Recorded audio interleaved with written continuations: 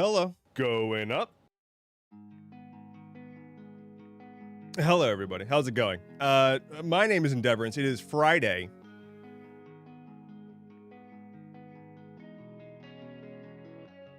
October 2nd. 3rd. Fuck. I still mess it up. But there's a year in there somewhere. I will show you the boy. I promise. Big promise, okay? I will show you the boy. Please hold one quick moment. Okay, everything's fine. Let's give the boy a treat, shall we? Should we? Shall we do that? Because I think we shall. Yeah? Sounds good. Let's do that. Where's the camera? There's the camera. Hey, dog. You want a treat? If you're new here, every time we start the stream, we have to give the dog a treat. So let's get that going.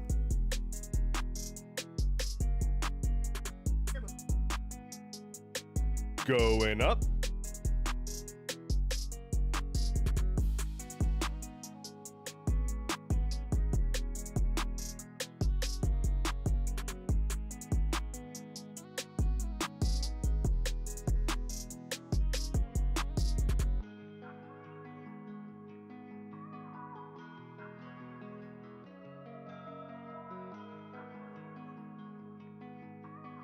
And there it is.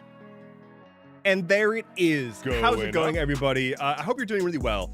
I would be doing weller than otherwise if it weren't for the fact that, like, right as I went to go live, I'm a little distracted still, sorry. Right as I went to go live, there was just like things came up in life. And I had to go take care of that. It was like minutes, like a minute before going live. Not a minute. A few minutes before going live. And something came up external to my content stuff. And I had to handle that real quick, like just real bad timing. Let's see what the dog's up to. That's rough, buddy.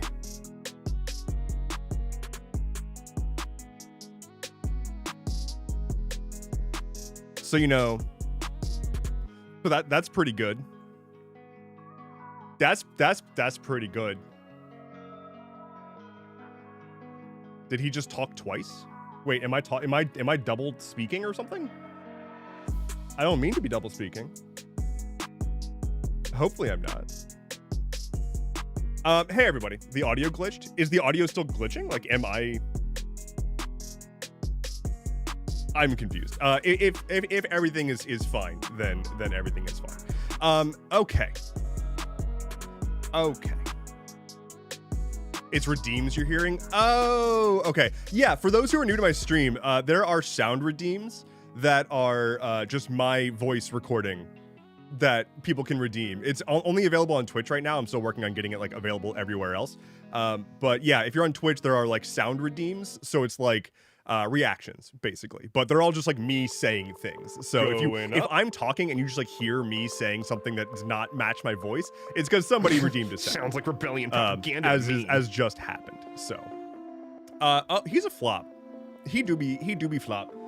How's everybody doing today? As of today, we've got everyone from all 3 locations. So I'm streaming to Twitch, YouTube, and Owncast. You're all unified in my eyes now. I can see each one of you. So hello, Lane Rec 1998 over on YouTube. Thank you. I agree. It is a cute doggo. And hello, Letters in Flight over on Owncast. I see you too. How's it going? You can change your name. That's just a default name, but still. Yeah. So I basically, since last unification. Since last stream, I have spent essentially every waking moment working on trying to get YouTube chat and Owncast chat rolled into my stream setup. And I'm pretty sure I got it working, which is cool, and also was way too much effort. I will go over how I have all this shit set up at some point, but as of right now, it's a lot. It's a lot. How does that mic sound as good as the crowbar? What crowbar? I have no idea what you're talking about. I've never even seen a crowbar in my entire life. Or vice versa. The real answer is a lot of audio engineering. Like a lot of audio engineering. Like a lot. That's actually something that people don't really realize, I think, about just content in general. And this is one of the things that I emphasize on my website, Endeavorance.camp. I've got a section that is just like a bunch of my thoughts about how to do content creation for people who are curious. And I think a lot of people don't realize how important audio is, especially when they're starting out and they're like trying to get a foothold and they're trying to make themselves, you know, appear as someone who's taking this seriously. It's really important to have audio that doesn't sound like trash. Hello. It's amazing how much better your retention is when people are like, oh, it doesn't sound like someone's talking to me through like a phone being held up to a conch shell. Instead, it sounds like something that I'm actually hearing. So that's good.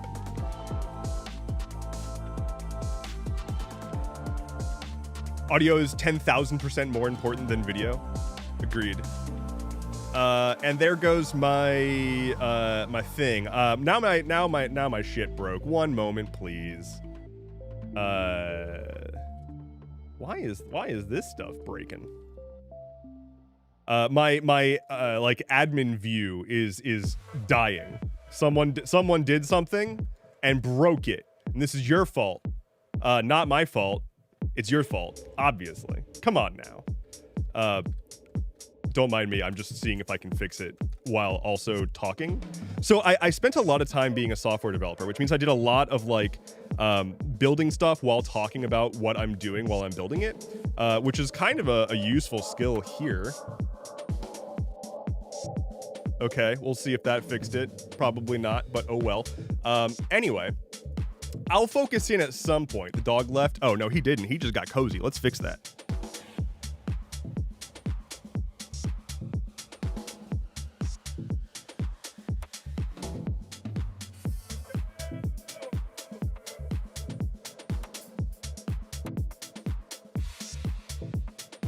There we go. There we go. Like eating with your eyes before a meal. What are we eating with our eyes? Wait, what? Wait, what? Wisterius T says, sounds like my morning. At least you're not alone. Hell yeah. What sounds like your morning? I already forgot what I've been saying. I don't mean this in a mean way, but if you say something to me and I respond to it while I'm streaming, I've probably forgotten 10 seconds out. Because I just I can't. The working memory is very, very, very low. Let me take a sip. I'm pretty sure somebody redeemed a sip. Bearded Brawler over on YouTube says, grow a winter beard. I bet it'll look great. I've considered that before. I've tried just growing my beard as much as I want, or as much as I can before it gets awful. And I didn't like it. It was fine. I've gotten used to this length now, and this length feels manageable. And here's a real fact.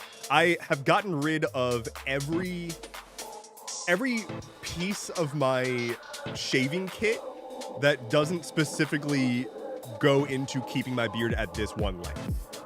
So if I wanted to change my beard length, I would need a new shaving kit. And that is a blocker. That is a factor that I just cannot overcome. Echoes of Time says, which chat do you look at more? All of them, because I am actually looking at a unified feed of all of the chats, which is pretty sick. And it also means I can highlight any of the chats that I want from any of the places, which is cool. For example, Picarso was like, morning. Morning to you too. Morning right back at you.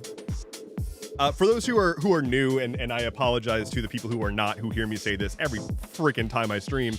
My stream setup is a completely custom app. So like, I was a software developer before I started doing content creation full time, and software development has always been a thing that I really, really love. Like, I just like doing software development, and my soul was atrophying when it was my career, and I did software development for like 15 years. I was really fucking good at it, and I wanted to end myself. So I did a bit of a career change. and now I'm doing content, but I like programming, right? I got into doing software development because I like making things. I like programming. So this is a custom app. I cannot help myself.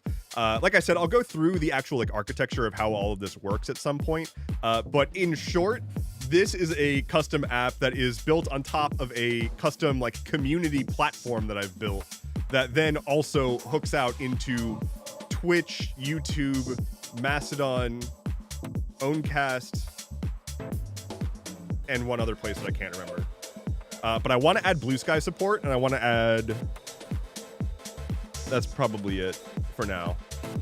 And then the idea is that if I have all of this stuff built and like custom made for my content, I can like deeply integrate my community into my content. So all of you, if you're watching on YouTube or Twitch or Owncast, which is at live.endeavorance.tv, all of you are being like fed into the same unified like system, and then I'll be able to do fun shit with that. So the other cool thing that can happen is being able to connect your account from like Twitch or YouTube or whatever to any other... Oh, Discord. That was the other connected thing. Discord. You can connect your account from any of the one services to your other accounts wherever you do stuff in my community. And so like you can have a like unified experience. This is all still in development, but this is a thing that I've been building for years now at this point. And I'm really excited about the progress I've made on it recently. But largely, it just means that I get to sit here and hang out with all y'all much more easily, see what all y'all got to say, and I can also highlight from anyone. So that's neat. So no more need to sponsor, no more research grant to sponsor my degree. No. Wait, why? Why did we get rid of your research grant? Can everybody give Shard money? Give Shard money for a research grant, please. Thank you. Blake White says, I just left the tech corporate nightmares too. I appreciate your road. I hope folks in similar situations decide to build products that product and sales didn't listen to. Yeah, that's huge. Like a lot of it is like when I was working in software, and the reason that like all products fucking suck now is the managers basically just don't listen, because the only thing that tech companies are trying to do right now is make short-term gains. They want return on investment, and they don't really care what the product is as long as they can get return on investment. Because like the tech industry had this like, they have this busted idea that infinite growth is sustainable, and it's just absolutely not. And I don't know when this just became a universally agreed upon thing, but it's not. That's not how it works. And for whatever reason, they've convinced themselves that it is possible, and that anyone who says otherwise is not part of the gang. And so they push you out, and it's not great. I wish there were more places that were just like, we just make the one thing and we do it really, really well. My thing broke again. Somebody broke it again. Why are you out here breaking it? Where did it break this time?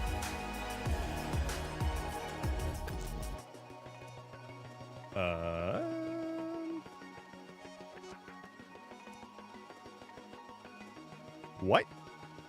Oh. That was probably it. And one more. I'm sorry. This is all my fault. This is so very my fault.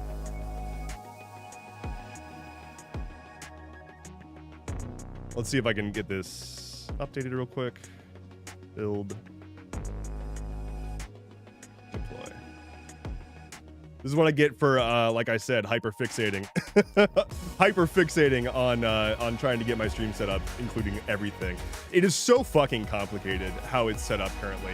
I am parsing incoming data from so many different services, and YouTube is so weird. YouTube is so weird with live streaming. I don't understand it. I was going to plan to do scheduled streams on YouTube because like that's a thing, and YouTube can like put up an event page that people can then say like, notify me when this person goes live. But then I had a slight delay in life, And so like I couldn't go live at the go live time. And then I was like, one, this sucks. Like this is probably going to happen in the future. And I don't feel like having to manage a single event page on one of 3 places that I'm streaming to. And 2, you have to like specifically go into like, you have to change the way that you stream to YouTube to use a specific event page for your stream. On Twitch, you just go live or you aren't live. On YouTube, it's just a mess. That said, at least I'm streaming there now, and things are great. I've never seen a setup like this before, so this is cool. Well, thank you. I'm hoping to keep adding more stuff, keep adding more like mini games. I really want to get the YouTube folks to be able to play the mini games. So that's like the next big thing is getting the mini game support on for YouTube, which, like, I think I have set it up so that if somebody joins as a member on YouTube, which is like YouTube's version of Twitch subscriptions. So if you join on YouTube as a member, it should trigger dice rolls similar to how Twitch subscriptions do.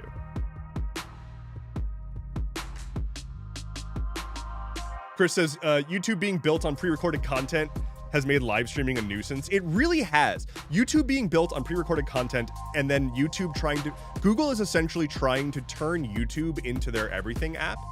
And it's not Going up. good for content creators. For example, YouTube was like, we want to get into podcasts because they made YouTube Music to replace Google Music, which was already not great. And YouTube Music wants to compete with Spotify, and Spotify has podcasts. And so YouTube was like, we need to have podcasts be a part of YouTube Music.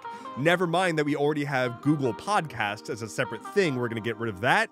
And we're going to have YouTube be the premier podcast manager for Google.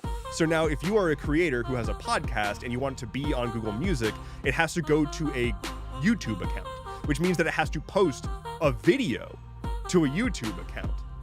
And so they automate it by letting you have YouTube subscribe to your podcast for you, automatically import episodes and create a video and post it. But then that means if you're someone like me who produces a show that's both video and then also an audio version of the podcast, if you want both versions, that would upload 2 videos at a time to one channel.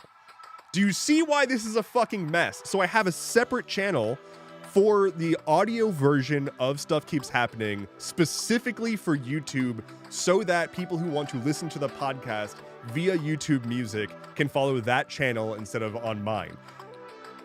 It is insane that they don't just have a button that I can click that says like, let me upload an audio version of this video for people who want to listen to just the audio.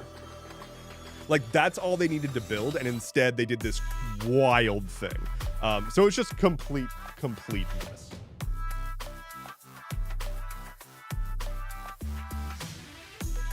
The tech isn't there, tech company.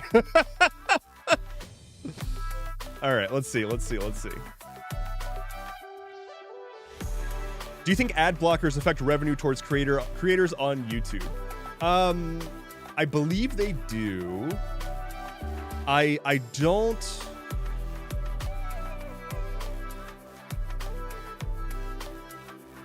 don't know for sure, but I'm pretty sure that is the case. I know that if you have YouTube Premium and you have an ad blocker, people can still get paid. But at the end of the day, like, YouTube is facing a never-ending war on ad blockers, and it's just like never gonna end, like ever. Can't capitalize on bandwidth if we can't force video. That's true. Sanguine Crimson says, I thought we were making a better government, maybe even a global one where we all realize we don't need a government governing our regular ass human stuff. It is pretty whack the amount of politics that have been injected into everyday life for things that have been deemed political by people who are the ones that are trying to claim that everything is too political. Like the whole dumb bullshit with the Pete Hegseth speech, right? Like he's like, we're going to get the politics out of the army by doing all these things and removing all these policies that are specifically there because they're good policies that help things. And I see them as political because I have made this a political thing in my mind, and therefore I'm going to project and insert my politics into the army by way of doing this. But I'm saying that it's not political because I am authority, apparently. And that's just kind of how all that's going now. Adorable Evie says, gonna go play skate with my girlfriend. I'll see you guys later. Enjoy the skateboard. I need to play that game. I haven't played skate in quite a long time. Quite a long time. Putting more politics into the armed forces, it's so dumb. It's really whack. Like the whole like requiring people to shave their beards thing. First of all, having a clean shaven face has nothing to do with military readiness. Second, like it's well understood that that is a racist policy to say that everyone has to have a clean shaven face, because black people's hair and white people's hair are different. And black people have a higher risk of having essentially, I don't know the exact name for it, but essentially ingrown hairs if they have to constantly shave their face. And that's why they're allowed to have like a little bit of stubble. And it's still, again, not breaking combat readiness. It's not like people are like walking around on the battlefield, like rubbing their chin against the ground and like, oh no, my beard hair that is like 1 millimeter, it tripped a tripwire. And now everyone's dead in the army. Just a little military scenario for you. But yeah, Pete Hegseth is insane and needs to be removed, both from office and likely the planet. Came here to say that we should organize a third continental congress. I'm in public, so I can't listen, but that's my contribution. Well, your contribution has been acknowledged. It's been displayed. Thanks for being here, even though you can't listen.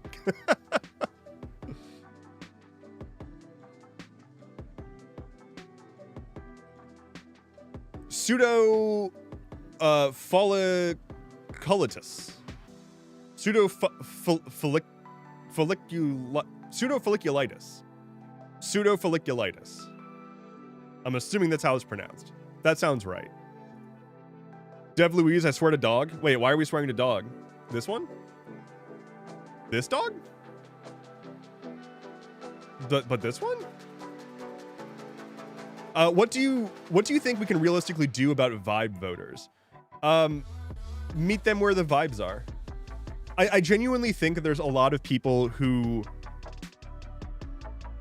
have really good hearts and are very disenchanted with basically everything. And I was thinking about this actually yesterday. We are in a time where people are complaining that we've spent too much time listening to the experts and we need to do something radically different. That is a lie. We have not been listening to the experts. Anyone who's been paying attention for the past couple of decades has seen as expert opinion has been thrown by the wayside. Just look at climate change. Scientists worldwide have been sounding the alarm about climate change this whole time, and they were met with, that's a hoax, which is like not evidence of anything. It's just refusal to acknowledge reality. So people have been complaining that we've been listening to these scientists and where has it gotten us or whatever. We never were in the first place. We were listening to the capitalists. We were listening to the owning class who was deciding whether or not the science was beneficial to their bottom line, and then they pushed that. The oil companies knew about climate change in the 70s, and they were like, nah, it's nothing. It's the same as tobacco companies knowing that cigarettes caused cancer. They're just like, we're just going to go ahead and say, nah, on that one. And so we've got an era where people are like, oh, we've been listening to the experts. We need something radically different. That's why they threw Trump into DCs, because they wanted to throw the bull into the china shop. They wanted to break everything. It is reasonable. It is understandable. I completely understand the idea of feeling like we need to have radical change in the current situation that we've got. Unfortunately, there is one wing of American politics that has spent decades pushing a concerted lie that the reason things are bad is because we've been listening to the people who know how to do things. They've convinced a lot of people, like, don't trust the experts because the experts are tainted. The experts want the world to run the way they want. They're part of the deep state. They're part of whatever. And like, you know, don't listen to the infectious disease experts about infectious diseases because they have an agenda. That agenda being preventing people from dying from infectious diseases. And so we are in this era now where people who have been trying to adhere to like being a good person, to like thinking about climate change, to pushing for a better world based on science, are now being told that they're radical. And like that is why, or that's a part of why this is all so frustrating, is like we never were listening to them to begin with. We still have gas cars everywhere. Like what even happened that was detrimental to basically anyone that was the result of listening to scientists right now in America? And if the answer is I had to wear a mask and social distance a little bit because there was a pandemic, then I'm sorry that you've never faced any hardship in your life ever. Like, if that is your complaint, then you've had it pretty good. Era of denial. It really, really is. We're just in this era where people are looking for change and they don't understand the propaganda in the US.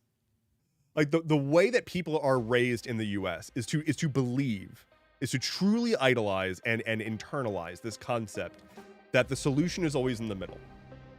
For the past like 50 years, there has been a media effort, a political effort, and a social effort to try to push this notion that the way to be virtuous is to show both sides equally, regardless of topic. And that in the marketplace of ideas or whatever, the correct opinion will come out on top. Well, that's not how things work, because opinions can't be opinions aren't fact and cannot come out on top of a fact. They're still opinions. And so when people are like, oh, you know, the answer is somewhere in the middle, or like when people say that they're a centrist or whatever, the reason that is tacitly endorsing the right is because the right is the only party in this country that is actively trying to shape the narrative of what is even being talked about as left or right. Like, look no further than the fact that they're calling people like Hillary Clinton and Joe Biden communists. You know, they're saying the radical leftists, Antifa, they're terrorists, these radical people who want what, blah, blah, blah, blah, blah.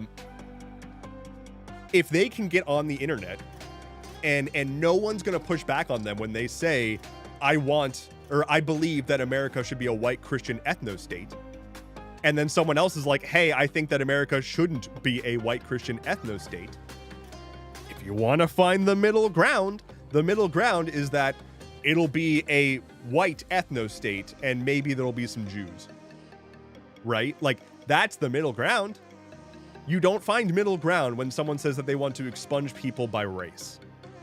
And so like that's why people are like mad about centrists, and that's why like the white liberal is always the one that's being considered as dangerous as a conservative or the real enemy, because they're not going to ever actually do something helpful. But the notion that the solution is to find common ground by way of always meeting in the middle is insane, because you're just endorsing whoever wants to play the most dirty to pull. It's a tug of war on what the middle is. And unfortunately, the head of the Democrats is Chuck Schumer. And I don't know about you, but I wouldn't put Chuck Schumer on my tug of war team.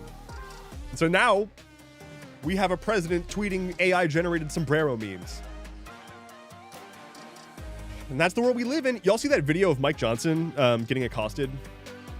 Let me see if I can pull this up. Mike Johnson was like directly accosted by another senator who, let me see if I can find it. Mike Johnson, hot Mike.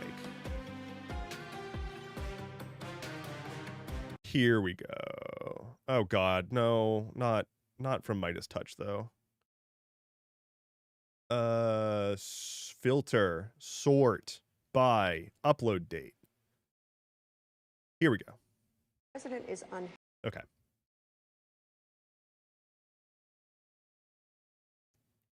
unhinged. The president is unhinged. He is unwell. What A lot are you of folks doing? on your side are too. I don't control Oh my them. God, please. That performance in front of the generals, that I didn't see it. is so dangerous. You know I serve on Foreign Affairs and Appropriations. This is a collision of those two things. Our allies are looking elsewhere. Our enemies are laughing. I just left You the have a speakers, president I who just you have left a the- president who is unwell. So that's a thing. Mike Johnson is a coward. Mike Johnson is a coward. Just a huge fucking coward.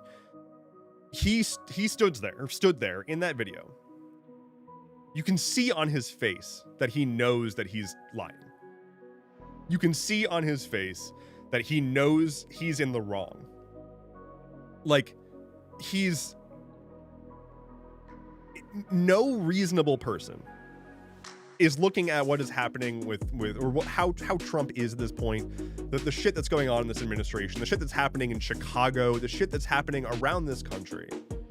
And it's like, this is normal. And then especially when Trump gets up in front of the generals or whatever, and he's like, hey, we need to, we should start using liberal cities as training grounds for the military. Because again, our president truly believes that there is like war happening in this country, like in our cities, which is not true in the slightest, like at all.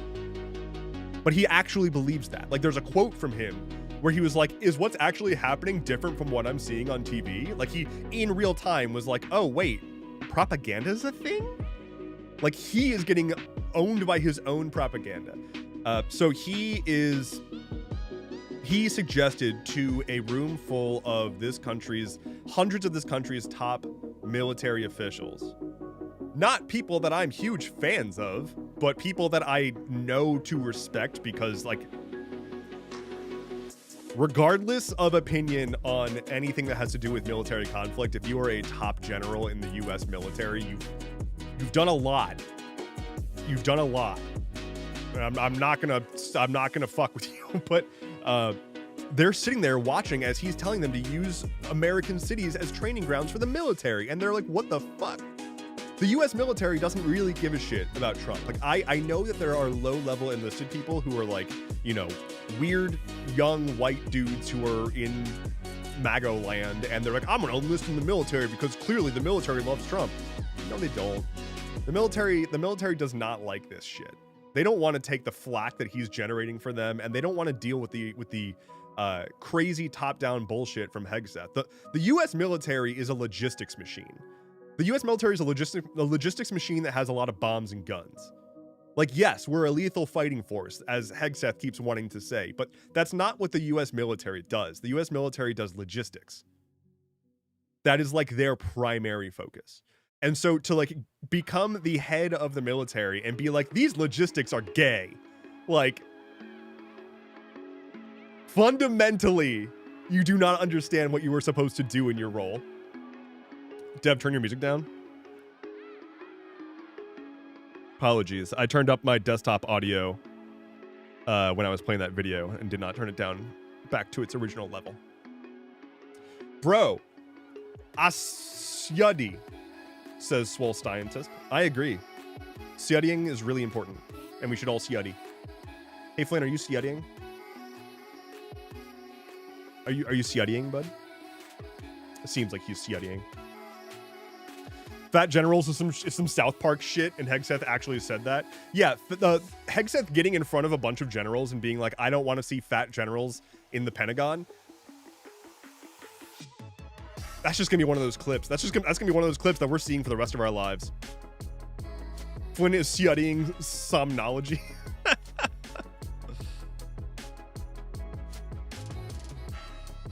Meanwhile, we Germans just make fun of the Chancellor's hairstyle. Politics aren't great either. I'm actually curious. How is free speech in Germany, as it pertains to criticizing the government. I know that there are things that Germany has basically outlawed with regards to like preventing Nazi resurgence, which is kind of not doing super great right now.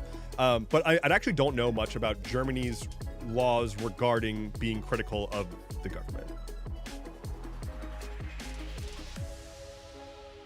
It's definitely a thing that I enjoy as an American, is the fact that I in theory, have protections from criticizing the government. Well, we'll see. The current administration in the US is doing everything they can to label basic criticism as terroristic threats. But I've kind of come to terms with the fact that I will probably have a knock at my door eventually under this administration. And like, I don't know. Of all of the people who could be shouting profanities about the current administration and just like the way things are going in general into a microphone and like criticizing big tech and all the powers that be, at least I look like this. And so like they're gonna come arrest me and like, I don't know. Thanks for the bits. Worst case scenario, they put my picture up somewhere and people are like, oh, he's white. How could they?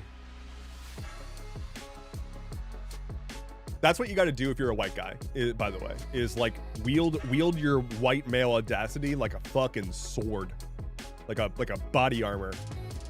I've got this unearned audacity and I'm going to make it everyone else's problems, but not your problem. My unearned audacity is not going to be your problem.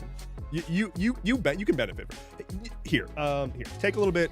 Here's my audacity. Take some of it and do with it what you will. Okay, I'm giving you my audacity.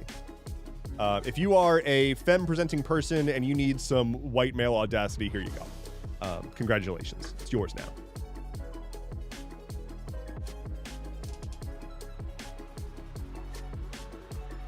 I can criticize the government to my heart's content. Personal insults are a no-go, though. Okay. Yeah, I tend to... So, like, I don't tend to make direct threats. I do tend to just criticize power. When Trump first came into power, I got so many Republicans in my comments getting really upset with me for like being biased or whatever. And it's like, first of all, before Trump came into office, my entire platform was essentially criticizing Biden. So like, it's not like I wasn't already criticizing Biden. I'm not biased. I just am in the position that I'm in morally and have been looking unidirectionally at the entirety of American politics. And now your guy is in power. And so I'm going to continue to criticize. Oh my God.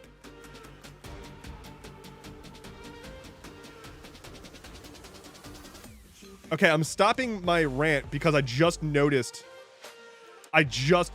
this. I guess we're gonna have a lot of points. Whoops. Well, enjoy the big numbers. We might hit the max big number. Holy shit. Been needing some audacity. Thanks, Dev. Absolutely. Anytime. Y'all are welcome to my audacity whenever you want it. Those are some high numbers. I'll tell you what happened. It probably glitched. Up. So whenever somebody cheers bits on Twitch, it adds to the plus. And then, you know, there's the multipliers are separate from that. It adds for every bit that you cheer, it adds 1 to the plus. I did change it to try to support YouTube. I don't know why it's that broken, but so be it. Dice economy go burr. Indeed. What do the numbers do? They go up. The numbers go up. That's what they do. Is the numbers go up. They're going up. We're going to see if you know what a buffer overrun is. There is a max. The max is all nines. And it looks like we're going to hit it, perhaps. God damn. So whatever code that I wrote that was trying to make it so that if people do a super chat on YouTube, it adds to the dice bonus. I must have glitched it. And now it's that, so enjoy. Very, very, very good. For those who don't know how the dice stuff works, it's literally just roll dice, numbers go up. Whenever you're on, if you're on Twitch, you can redeem dice rolls with points. If you're on YouTube or Twitch, any subscriptions creates dice rolls. And if you resubscribe, it rolls one die for every month that you've been subscribed. So the longer you stay subscribed, the more dice you roll. Man, we're really getting there. Infinite growth is valid. Yeah, let me get back to my infinite growth rant, because I totally fell off that wagon in the middle of that rant. Infinite growth is not possible, and tech companies think it's totally possible. And that is why basically every tech company fucking sucks. It's why all the social platforms are bad. It's why every social platform is trying to prevent you from following links to other social platforms. It's not good for the consumer when a tech company decides that it's time to just make infinite profit. But that's what they have to do because there's so much money at play. These tech companies raise millions and millions, if not billions of dollars, and need to try to make good on that. Need to try to eventually make money because all the speculation is based on the rate of change of their money. So they want to make that rate look good. The more they can look like they are making a lot of money, even if they're not profitable, the more they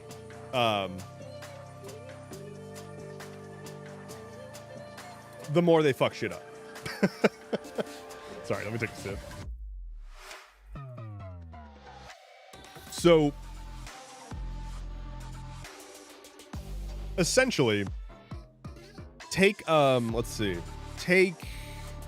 I mean, a good example would be Twitter. Like, right? Hey, like Elon Musk doesn't know what look who just subscribed. An ass, but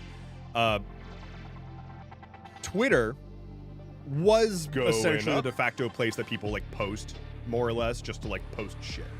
And when Elon Musk came in and bought it, and even before that, they like Twitter was never profitable. They were trying to make it profitable. Look who just subscribed. They had to like find ways to force profit into the situation, which is not an easy thing to do. And so one of the first things that Musk did was take the API private. Now, an API is a thing that a service can offer to allow third parties to integrate with it. So things like another website that lets you schedule stuff to post later, or anybody who wanted to make a Twitter bot or scrape data from Twitter to do analytics or something.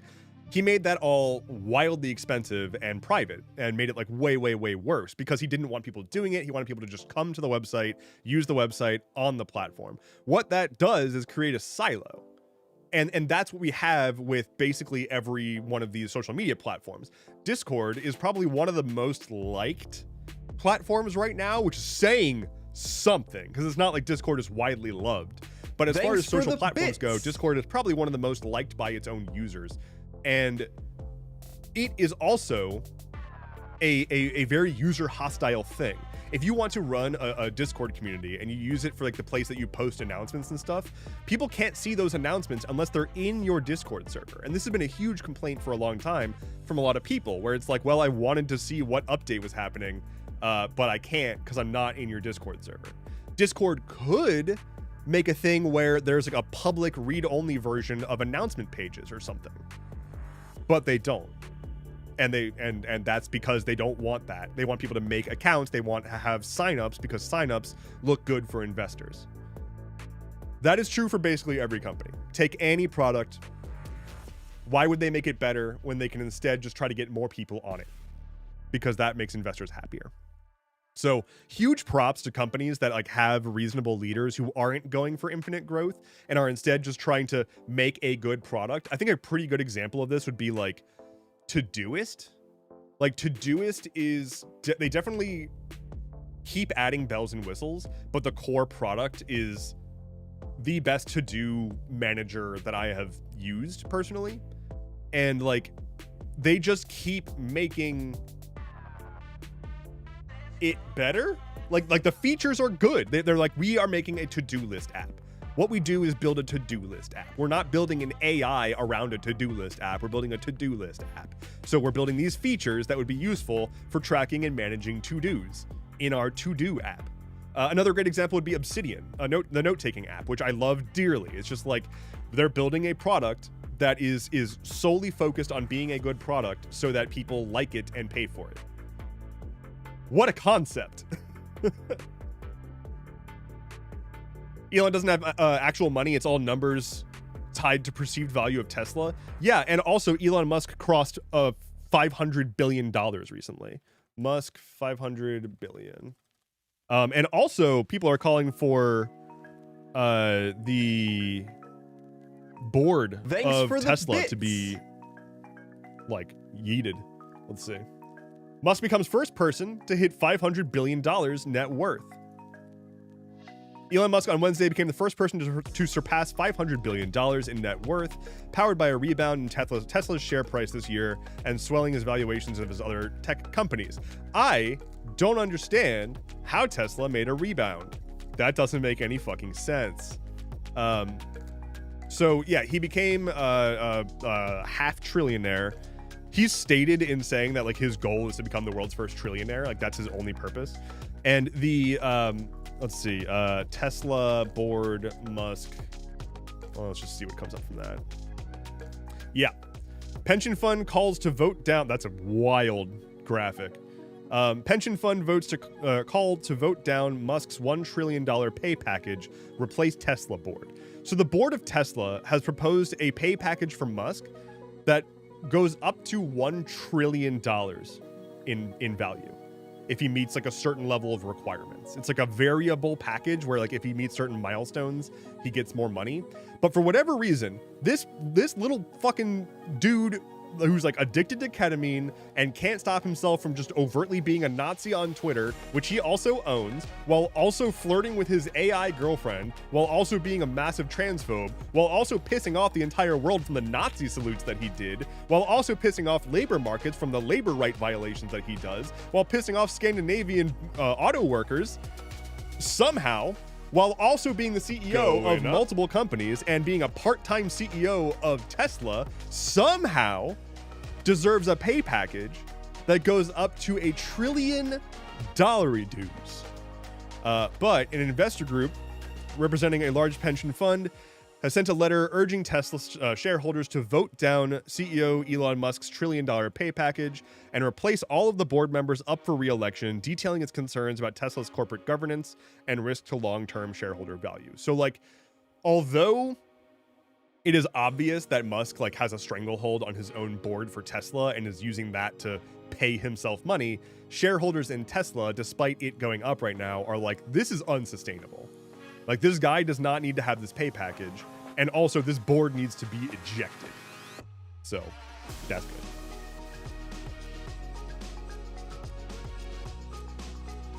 So, Musk is a 500 billionaire, but, you know, maybe he can be a $500 heir instead. Tax the rich, and then also eat them. Stock price aside, all success that Tesla achieves is in spite of Musk, not because of him. I don't even know if that's necessarily true. Like, I agree on the face of it. Thanks for the bits. It's still a meme stock, and like Musk is the source of that meme. Like the gag is that Musk is Musk, and you never know what's going to happen, and so line go up. If he was gone, it would be a much more boring company, and maybe it would probably be in the headlines less and probably lose interest and probably not be as much of a meme stock. That's probably, or that might be the argument the board's making. It's a mess and shouldn't be how the economy works. Like, the economy shouldn't work based on a board of people trying to figure out how to coerce a ketamine-fueled maniac to sort of spend more time sort of focusing on the company. Thank you for FlynnCam. I need it, says Samberger. Of course. Of course.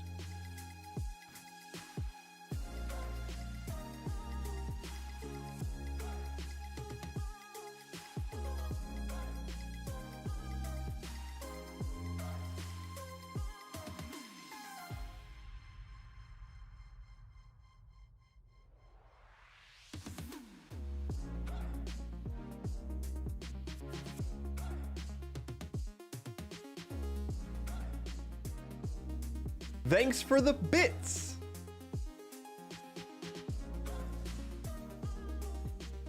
Gotta love on the dog. Has it been confirmed that Elon does ketamine, or is that just common consensus? It's confirmed. Yeah, he definitely. There's not a news article out there that says, like, we have first-party evidence that Elon Musk is actively doing ketamine, but it is not a secret.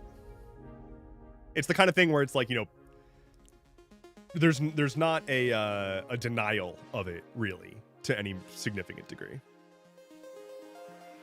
Type B says switching to Twitch. Do you mean twitching to Switch? To be clear, for the folks who are watching on Twitch or YouTube, you can watch wherever you feel most comfortable, wherever you want to tune in.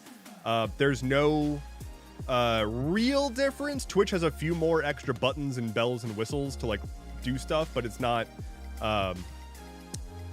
a wholly different experience. So wherever you want to hang out, both are good. And I see all of the chats in the same place, so your chats aren't getting lost if you're in one or the other. Twitch audio is better. That's very interesting. Twitch has channel points and redeems. Yeah, I need to figure out how to get the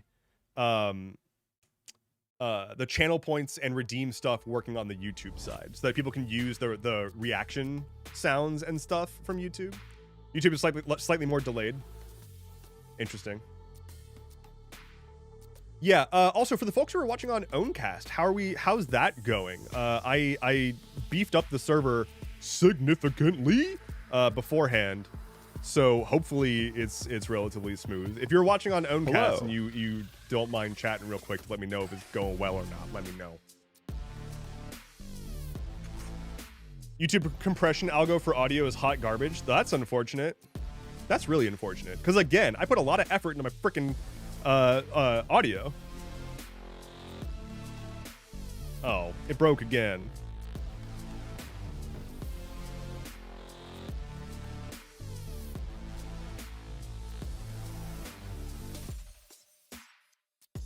Audio is much better on Twitch. That's very weird. I don't understand why that's the case. Going up. Crystal says I'm good. Good. Great. Okay. Yeah, so Owncast is very, very new. For those who are not aware, I essentially have a where's the thing? Does this work? Live.endeavorance.tv. Does that work? If you go to live.endeavorance.tv, you can watch on a self-hosted streaming platform for me. So it's like a thing that I fully own and am streaming directly to, and you can watch it there. Yeah.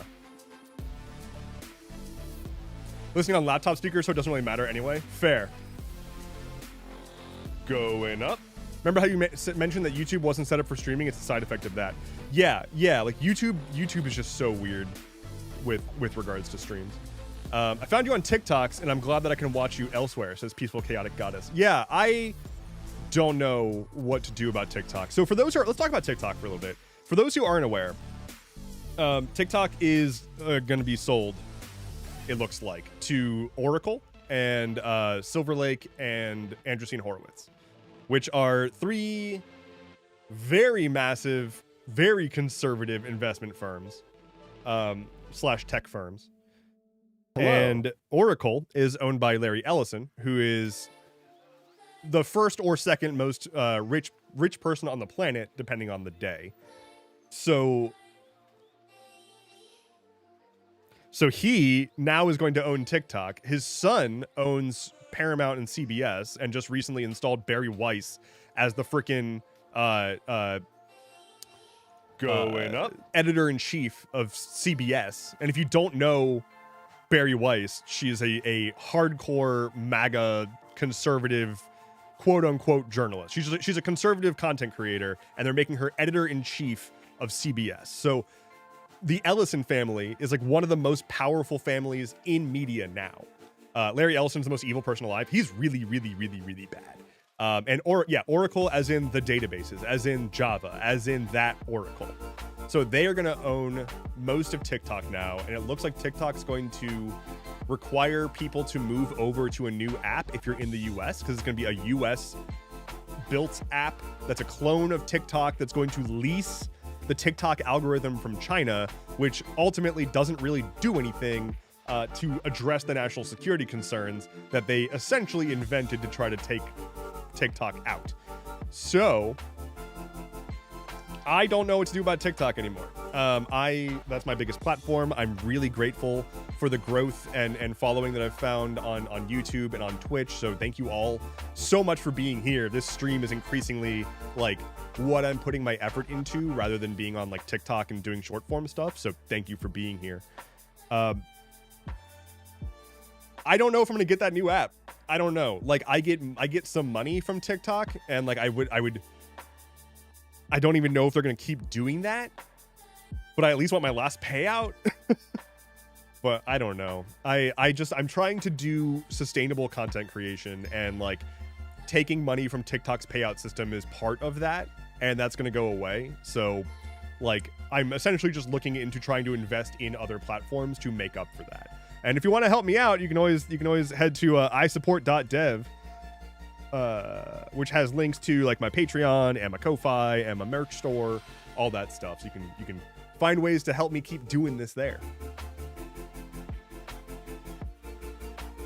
I would rather TikTok die and Vine come back, but that will never happen without a miracle. That's very true. Also, there have been like efforts to get Vine to come back, and I think the real answer is we're done. I think we need to move past short form vertical video as like the big thing that everyone does all the time. I've said this before.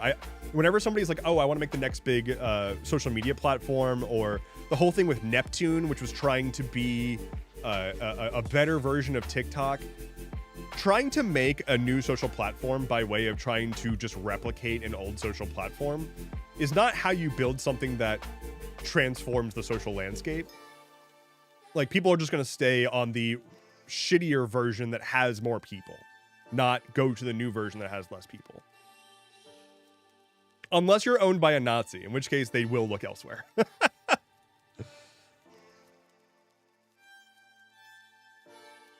Not gonna lie, I got here via shorts. I don't TikTok, not in the right age group, I think. TikTok is interesting. It's not really a lot of people see TikTok as a like child's thing, or like a tween app or whatever, like an app that very young people use. And like that's true to a degree, but if you've never actually used TikTok, it very quickly learns a lot about your preferences and what you're into, and it just puts you with everyone else that's like you and feeds all of those people similar content. So like when I first started getting on TikTok, I had no idea what to expect. I assumed it was going to be like dance videos or whatever.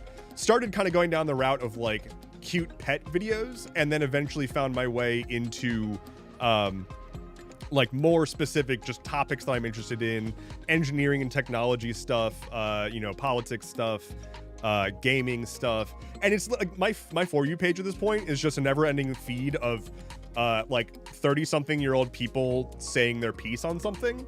And honestly, I'm starting to get a little tired of it. I'm a little tired of hearing what random people have to say about everything, which is why I constantly go on the internet and talk about everything, because I'm sick of it.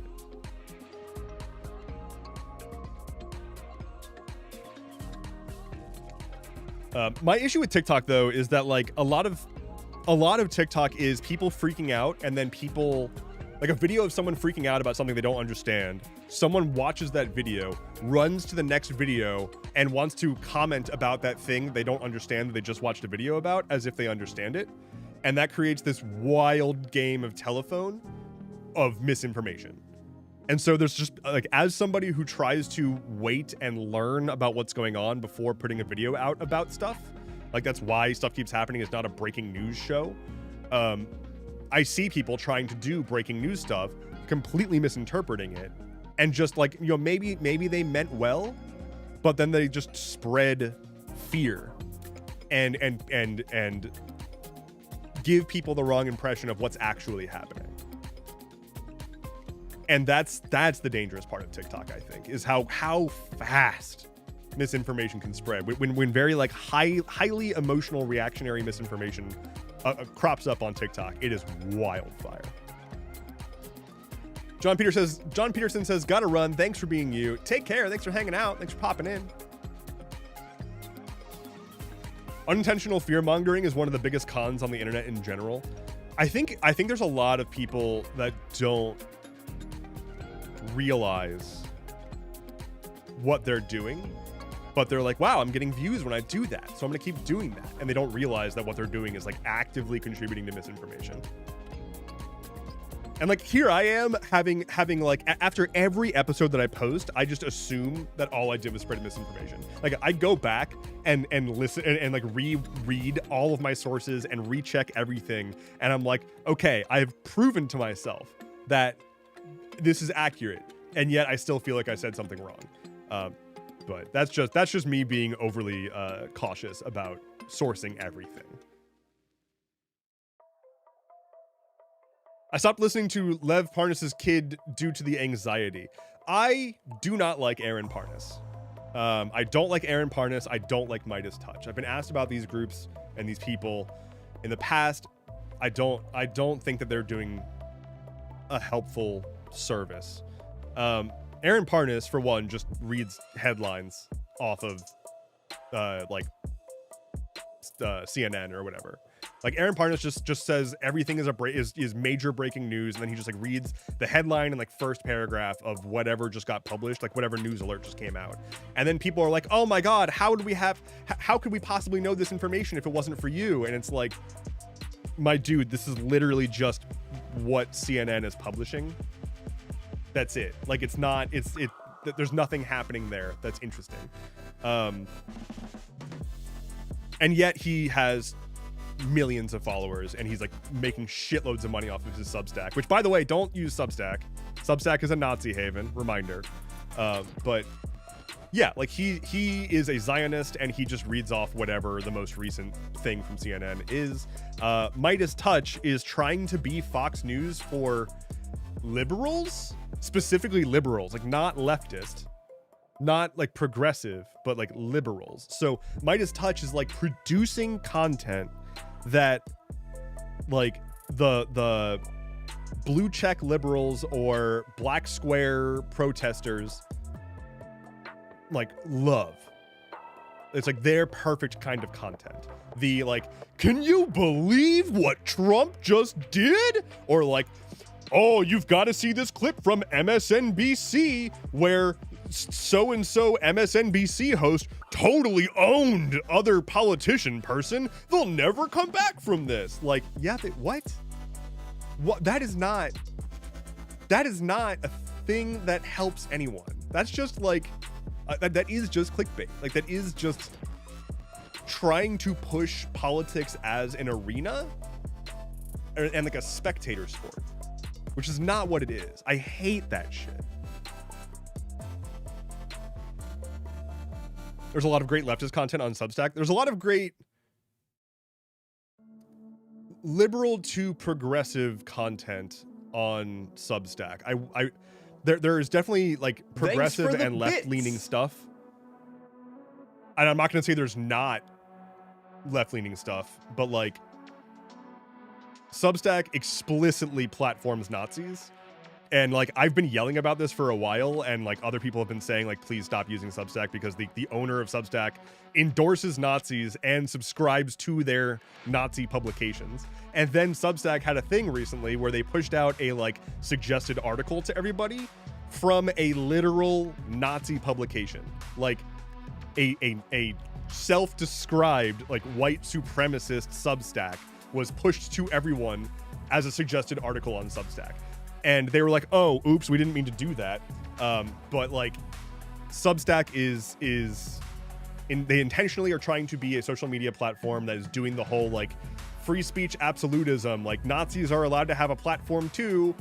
And that's their take. So by being on Substack, given that Substack is a paid, or like primarily a paid newsletter service, if you are paying a creator through Substack for their work, I hate to say it, but like, yeah, your subscription is going to the funding and maintenance of a platform that explicitly harbors Nazis as a policy.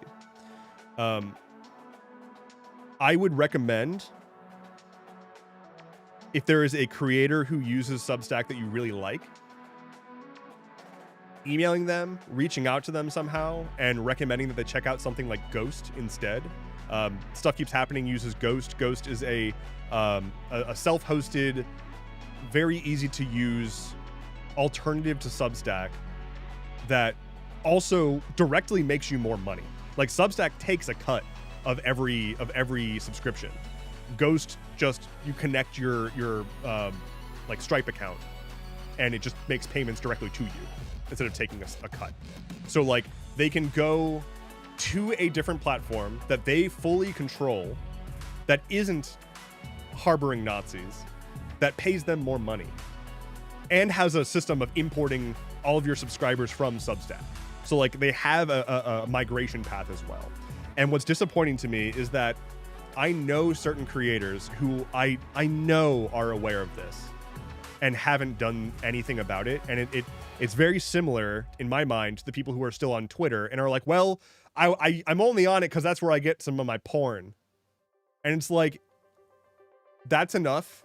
That's enough for you to continue supporting and going to and lending metrics to and creating a reason for other people to go to a Nazi propaganda website with the Nazi propaganda people on it.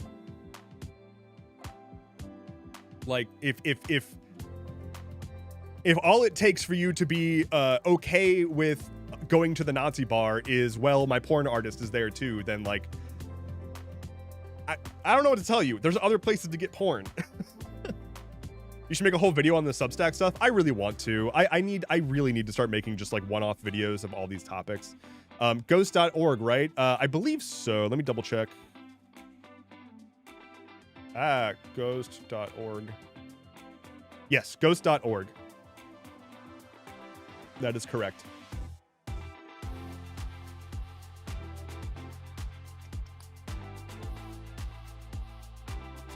I went through nuclear family destruction over standing up against Nazi support. That's wild. That's wild. And also probably for the best. Like if people are not willing to disavow Nazis, they're probably people you don't really want to be associated with. If you make porn, you're on other places, you know how to diversify your platforms. Yeah, like I don't understand why Twitter is like this unifying platform for porn artists when there are like dedicated porn art platforms. Ghost is the Substack alternative. Damn, time to delete my account. Yeah, I mean, do what you want to do. I don't want to sit here and say that the creators who are making good content, who are publishing via Substack, aren't worth being paid. I would encourage you to push them to consider moving. And if you feel strongly, I have personally not been subscribing to anything that's a Substack anymore. Like I've unsubscribed to anything that's a Substack. Thankfully, some of the newsletters I used to subscribe to on Substack have moved off, so that's good.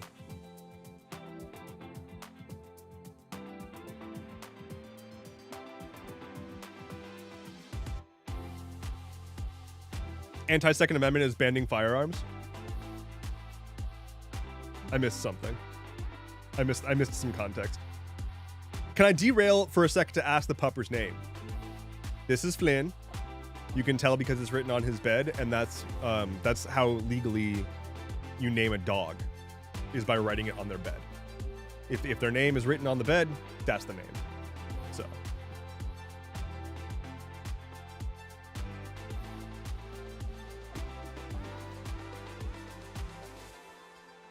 I want to nap like that. I wish I could nap as well as this dog. I straight up cannot, like at all. IndieWeb is the most based. You get content from the creators directly. Yeah, so I'm actually working on that. For one, you can go to live.endeavorance.tv if you want to watch this same stream on a self-hosted streaming platform. And for two, I'm looking into, there's not a timeline on this, but I'm looking into setting up another website just at endeavorance.tv that would be another place to see all of my videos. So, you know, the live will have the stream, but then if you want to see like stuff that I'm uploading video-wise without having to use YouTube, I'm looking into what it would take to set up a secondary website just to index all of my content for people who don't want to be on YouTube. It's a difficult line to walk, right? Like as a creator, I need to be sustainable. I need to be able to make money. YouTube, if I can run ads on a thing, I can get money for it. And also, like, is not a reliable source of income. Like every single creator will say that like relying on ad income is not how you sustain yourself as a creator, which is why I've got like a Patreon and a Ko-Fi and stuff like that to like just help. I'm trying to establish like a baseline community supported sustainable platform here without having to shove ads down people's faces like mid or the kind of thing where I'm like, oh, by the way, this is all sponsored by Raid Shadow Legends. Like I want to make sure I never do that if I can help it. So figuring out what I can do, it is detrimental to my bottom line to have like my self-hosted stream or like a self-hosted website that has videos that are not hosted via YouTube, but also it provides a service to people who don't want to have to use big tech, and it's more aligned with my morals, and so I really want to do it anyway. Which is why I always get in my own way, because my morals. I basically never do the things I'm supposed to do to like be good at being a content creator, because I get in my own way because morals. Let's get some tavern vibes going. Hello.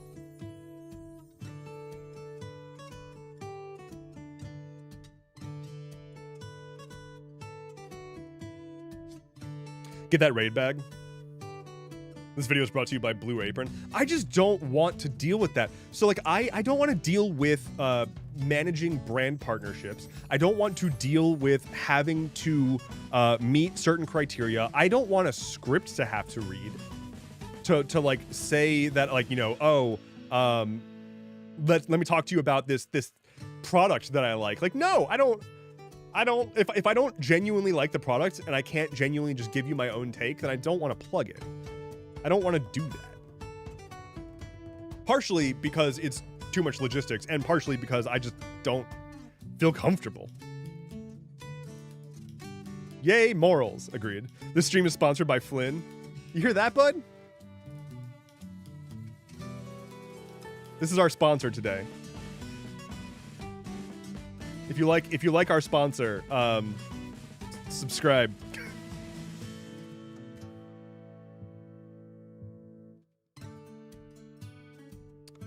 Tablet Page says, I think we're in a transitionary stage. We can't have ethical consumption without first having alternative production, look who just subscribed, so to speak. So hey, good on you. I'm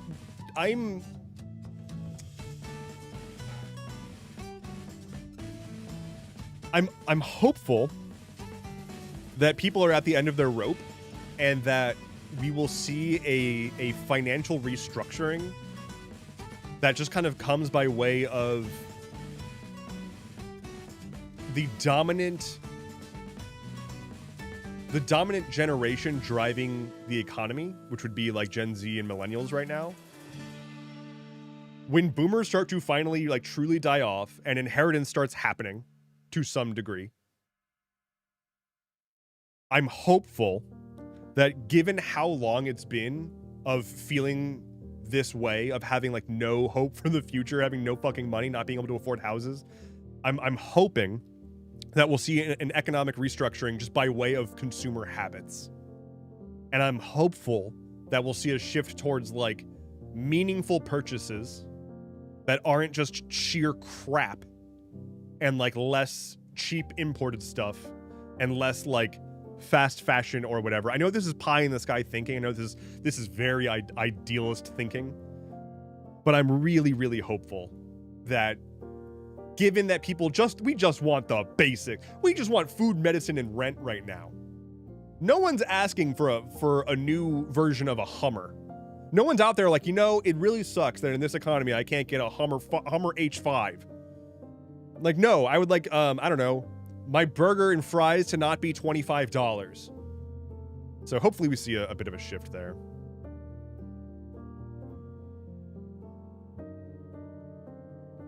How many boomer parents will leave anything for their kids, though? I mean, I think a decent amount, right? Like, it's not going to be like everyone suddenly inherits money if they didn't have it already. Like, it's still generational wealth.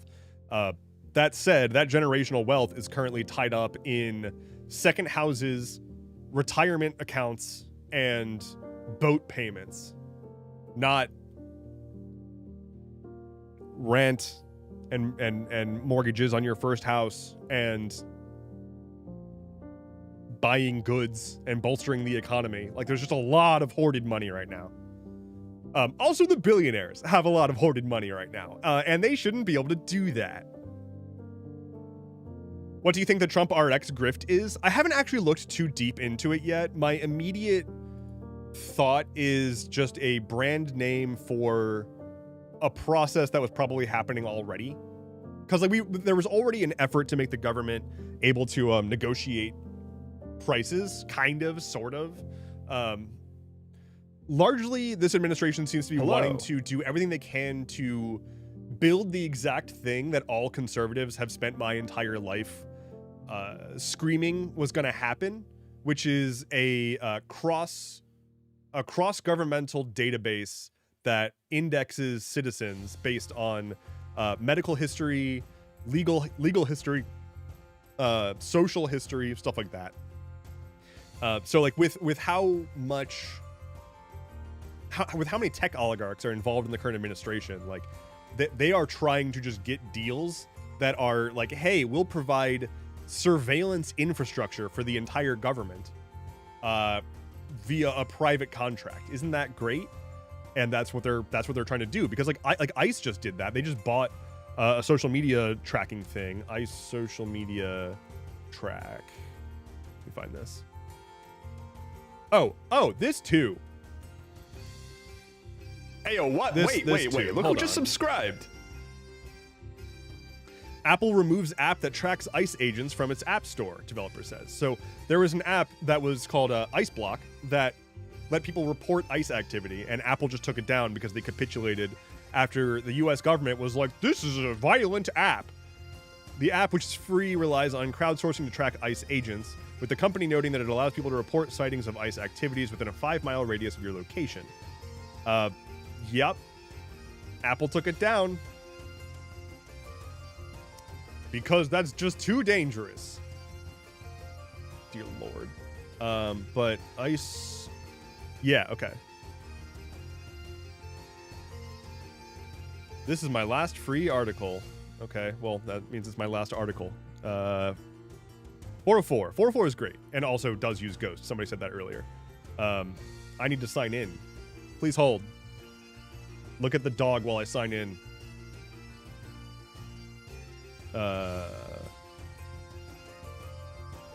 What's my email that I used for this? Email sent. Sign in. Here's the code. Continue. Okay. Okay. Hi, Gina. Everybody say hi to Gina. Dev, we need full transparency. Does that include doxing me? I need to dox myself for full transparency. Immigrations and Customs Enforcement has bought access to a surveillance tool that is updated every day with billions of pieces of location data from hundreds of millions of mobile phones. The documents explicitly show that ICE is choosing this product over others offered by the contractor's competitors because it gives ICE essentially a, quote, all-in-one tool for searching both masses of location data and information taken from social media. The documents also show that ICE is planning once again to use location data remotely harvested from people's smartphones after previously saying it had stopped the practice.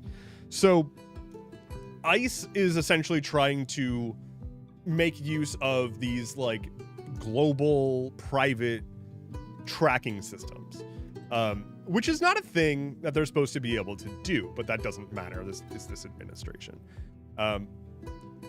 This is similar to Flock. If you've ever seen those like standalone cameras just kind of sitting around in places around your municipality. Let's see if there's a... Is there a picture of what it looks like? Come on. Oh, come on. I don't want your marketing. I just want a picture. Products.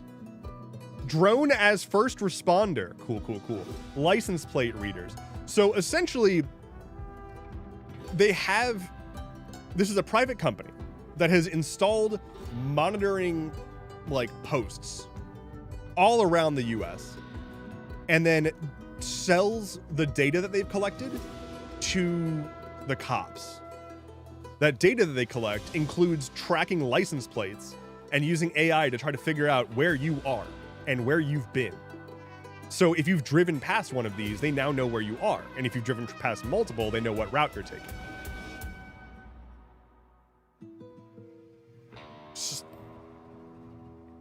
This is just a thing. This is a private company, and they're just like making deals with municipalities to install these. So I would recommend, if you've seen these in your municipality, go to a like a local board meeting and tell them they're big old dumbos. Tell them they're big old stoopy poopies, and they should be really embarrassed about how stoopy their poopy is. That'll get them. That'll set them straight.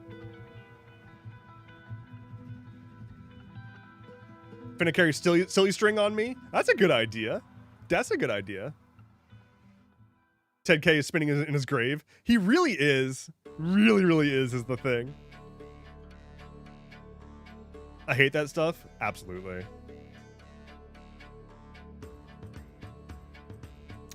Did the owners of Flock get caught up in legalities? So there's been issues with Flock. Like they've been, it's been used by people who shouldn't be able to use it. It's been installed where it wasn't allowed to be installed.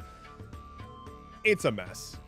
They're operating in that like sort of gray area space that certain tech companies kind of get access to, where it's like, you know, you're not doing legal things, but we're not totally upset about what you're doing as long as you give us a good discount, which is pretty much why, or you're paying our senators or whatever, which is why Meta is allowed to do what Meta does without Mark Zuckerberg going to super ultra jail.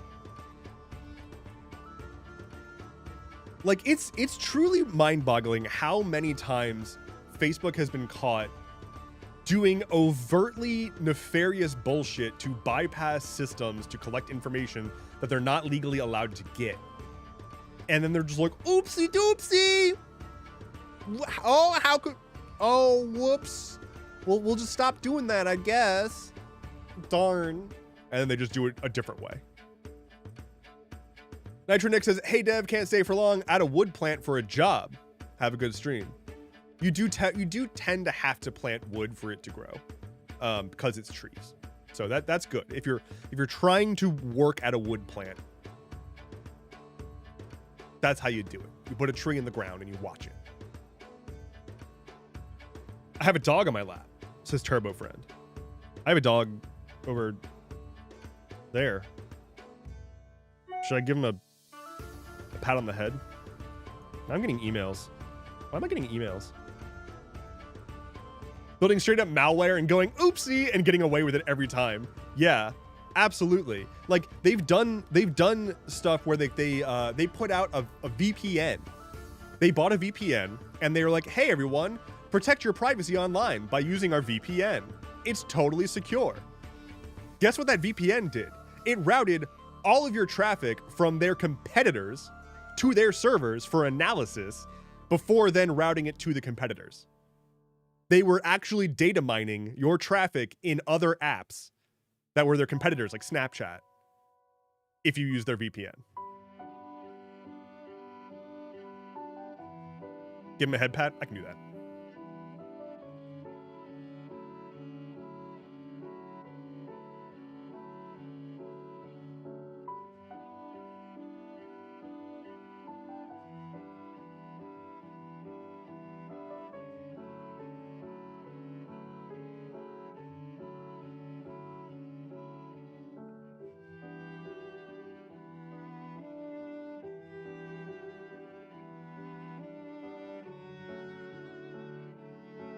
Oh, him lammin'. Oh, him lammin'.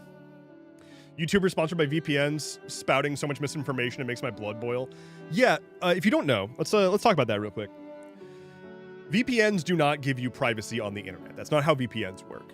If you think about the internet as a mail service, like you're mailing data back and forth between your phone, your computer, and the websites, like the servers and stuff. Your internet service provider, so Comcast, Verizon, whatever, that is like USPS. It's like a mail. It's your national mail system. A VPN is just a private mail system. So a VPN would be like using UPS to ship a package instead of going to the post office and shipping the package. You're still shipping the same package. You're just changing who is doing the actual movement of that package. And so you're giving your package to UPS and they take it to the destination. They can still do something with that package if they want. You just trust that they don't. So the idea is that you're essentially masking your data from one party and instead trusting a different party. And so if you're using a VPN, you can get some privacy if you can truly trust the VPN provider, which the only way you can really do that is if it's you. Or otherwise, you are trusting that they're making good on their claims of like, we don't log any information, we don't track you, we don't inspect your traffic, which is not a thing that most VPNs can say, because a lot of them, they really like to slurp up anything they can to make an extra buck. So yeah, like unless they are an actual reputable VPN, and basically any VPN that advertises through a YouTuber is not, it's just not a thing. Like a VPN is not how you get more privacy online. It can be a part of changing how you go about managing your privacy online, but it is not a thing that prevents you from hackers or anything like that.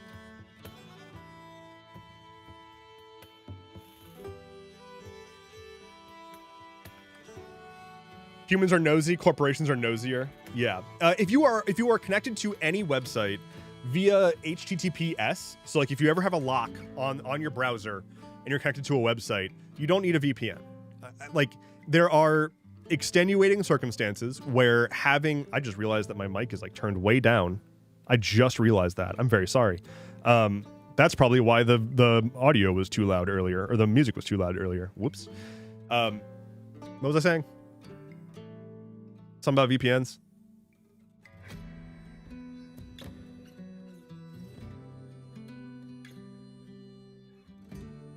I lost my train of thought entirely. Just completely. HTTPS, thank you. HTTPS, it encrypts your connection. Like it. If you are using a modern app on a modern smartphone, or you're on a website that's connected securely via HTTPS, that is encrypted. That, like, unless there is a very rare extenuating circumstance, you're probably fine. You don't need a VPN to get encryption. Now, if you're connecting to an insecure server, that's a very different story. But you're probably not doing that if you're a normal person. Wonder why I had to have my speaker turned halfway up. Yeah, that's really unfortunate. I'm very sorry that the audio was so quiet for the first vast majority of this stream. I'll tell you why. It's because yesterday I talked to my psychiatrist, and when I use the fucking telehealth app that I use, it modifies my computer's input volume, which I hate, and I can't turn that off. It's like an auto adjusting volume thing, but it changes what my mic volume is and leaves it at whatever it last left it at. So it was leaving my mic input at 50%. So whoops.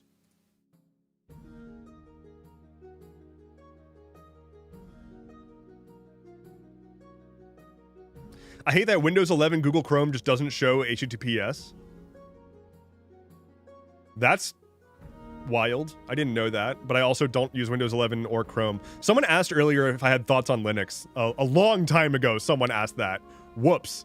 I use every operating system, and I don't really have...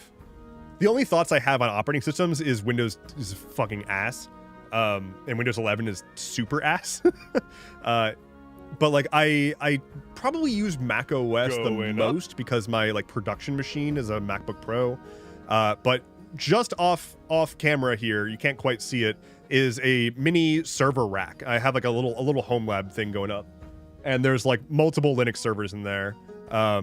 The stream setup that I'm using right now is running on one of several like Linux servers that I've got in the cloud, and yeah, so like I use everything.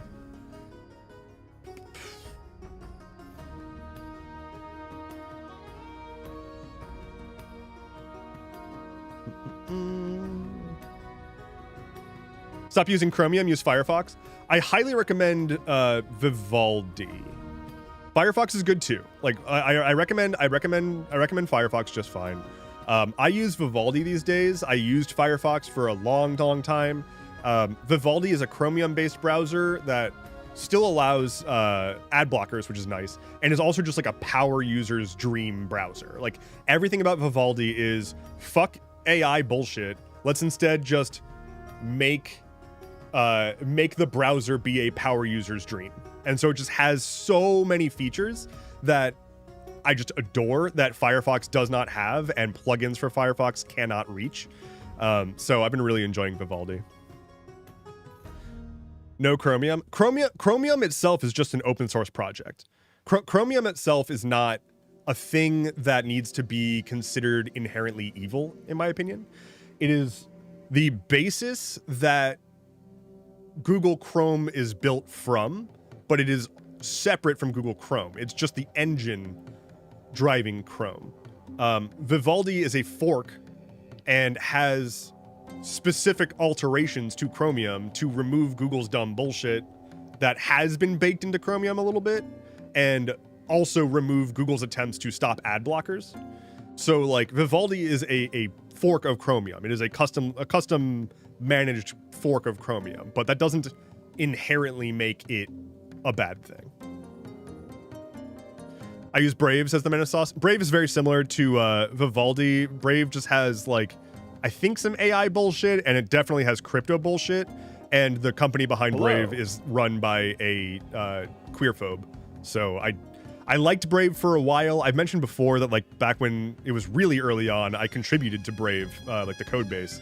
But I've been happy with Vivaldi largely because like the company behind Vivaldi is just like filled with a bunch of cute little Scandinavian guys that just want to make a good browser. And that's all they're doing. Claire Bear says, first stream I've been able to attend since they're on YouTube now. I can also vouch for Vivaldi. Awesome. Good timing. Popping in, vouching for me. Thank you. I heart ad blockers. They're very, very good.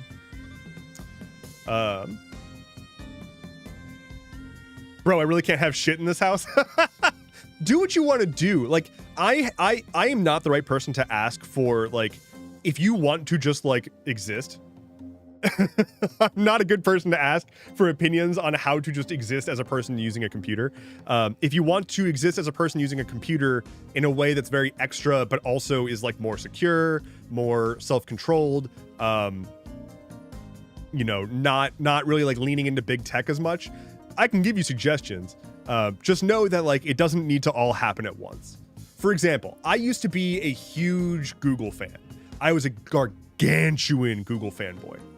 I worked there. There's a photo of me hugging one of the giant Android statues. I was a diehard Android fanboy. I was the kind of guy that like whenever Apple came out with a new feature, I'd be like, well, it's been on Android forever. I was that guy. I was insufferable. I now use Apple for everything. Google pissed me off enough.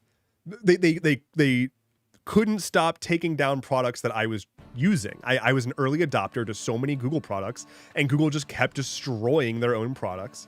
And so I was like, I can't trust that any of these services will be around long enough to be worth my time. And so I stopped using most Google stuff, but I made a concerted effort to get myself off of Google, which took like over a year. Do you still have your Noogler hat? I do. I might somewhere. Anyway, yeah, so I was a huge Google fanboy, and like they just kept pissing me off, and so I like slowly migrated off of Google services. So like I got off of Gmail, and I instead now use, well, I used Proton Mail for a while, and now I use Fastmail. I was using Google Search. Now, then I was using DuckDuckGo. Now I'm using Kagi. I have just found replacements for everything. Like Apple Maps is capable enough, but you're using a browser based off of Google's stuff. Again, Chromium is an open source project. To avoid using an open source project that has ties to a company would be to avoid having a computer. That's not it. Chromium is a Google maintained open source project. Chromium is a net loss for Google. Browsers that fork Chromium put effort into making them customized. It's not just like they're taking Google and including all of Google's analytics and reporting and stuff and then just rebranding it. Like, that's not how it works. So, like, no, you didn't just call me out on hypocrisy. I know what I'm talking about. I know what I'm doing. So yeah, like, I've been working really hard to get more off of Google stuff. And now at this point, I pretty much just use as little as I can from them. Apple is not much better, but Apple is much more stable. So, like, Apple has so much bullshit, and I really, really, really don't. I wouldn't say that, like, I think Apple is an ethical tech company by any means, but their core products, like the core features, don't randomly fucking disappear, and that's what happens on Google, and I cannot deal with that. I need to be able to trust that the things that I'm using are going to continue to work the way that they work.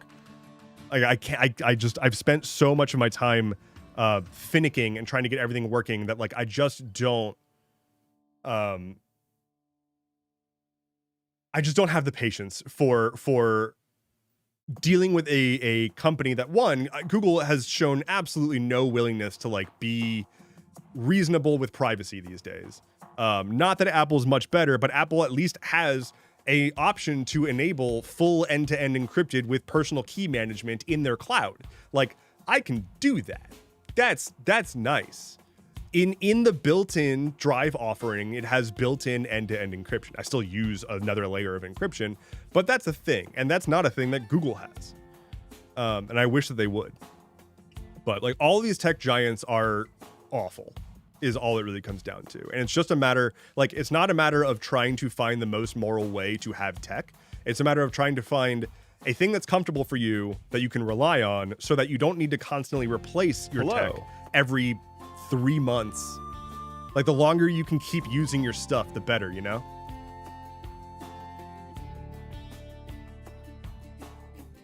UK is trying to destroy that encryption. They backed off, actually. I mean, they're not going to ever stop.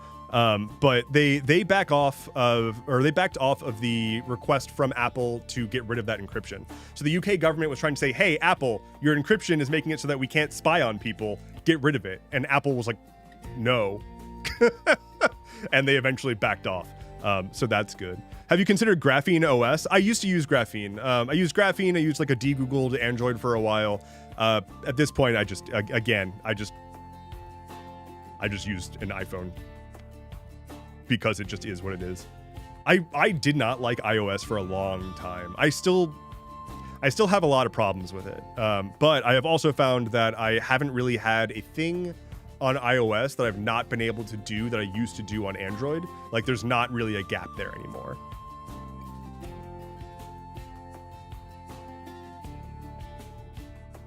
I also heard Opera GX is literally just spyware. Yeah, don't use Opera GX. It's literally just spyware and AI bullshit. Like, they're trying to sell it as a cool, sleek gamer browser. It is very, very spyware.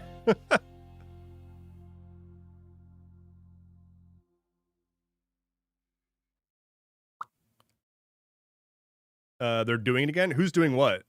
Wait, went at it again? Who's going at what? What did I miss?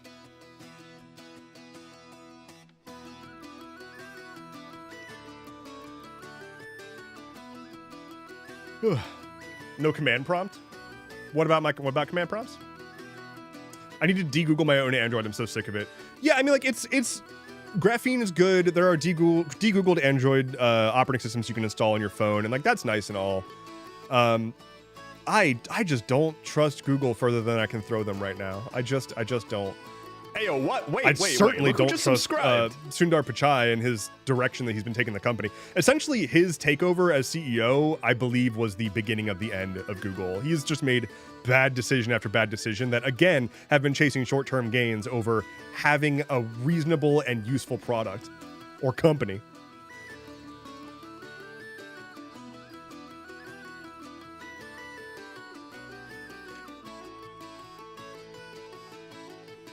UK is going after Apple for backdoors. Yeah, so again, the UK was demanding that Apple drop that encryption. The most recent thing that I have seen is that the UK has dropped that request because Apple said no, and the UK was like, okay, well, fine.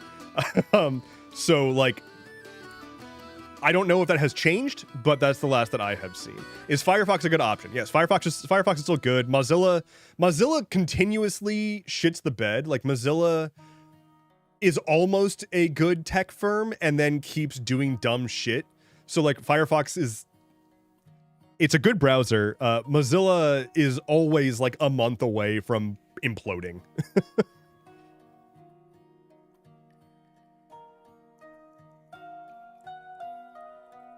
Are there any non-Google Android operating systems that anybody can recommend out there? I'm not the most tech literate, but I'd like to get that done. Graphene, I think, is the one that I know about. Graphene OS is the one that I'm aware of right now.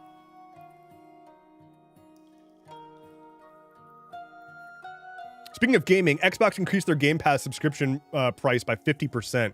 Yeah, so Xbox Game Pass price. Hold on. News.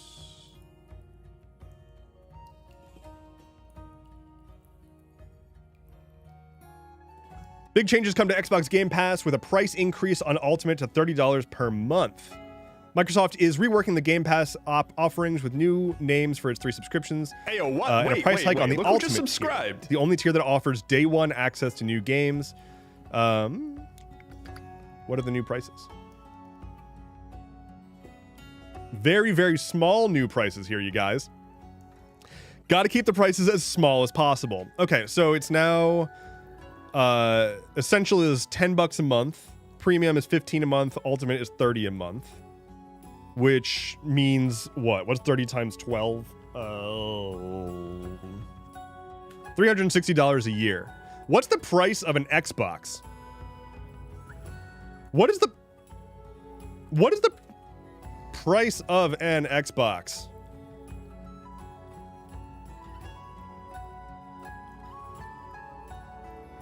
Okay, so you could afford a Series S. You can afford a Series S for the price of a subscription. 1 year of a subscription. So this was always going to happen, right? Like when Xbox Game Pass came out, I'm not prescient for having said this, but I'm pretty sure in Stuff Keeps Happening, I'm fairly certain that I said that this is going to be yet another service that they get to crank up the price over time.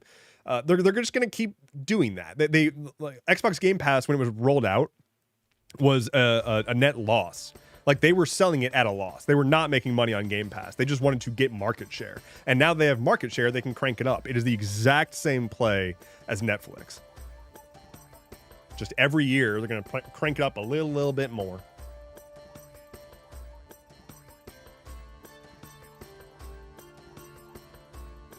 I have a PlayStation 5, so I don't know. I also have a PlayStation 5, and I like it.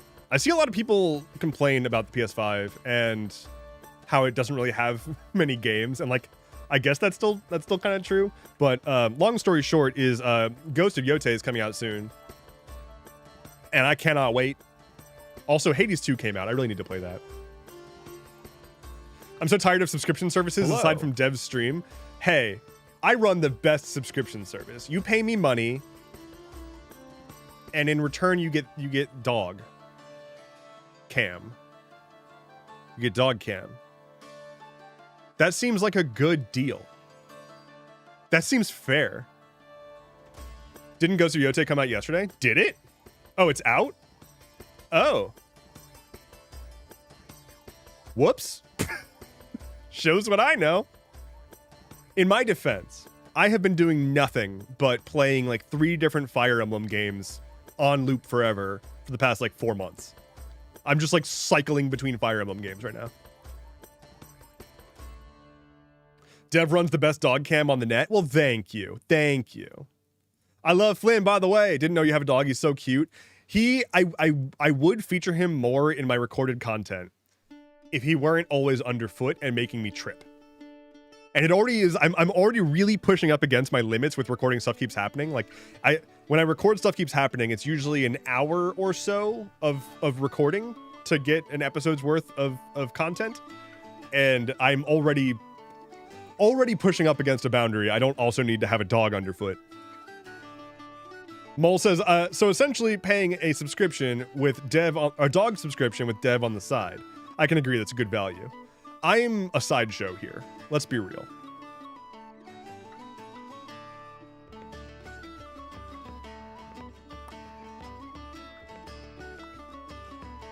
I think I misread it. Microsoft is removing PowerShell 2.0, which acts much like the command prompt.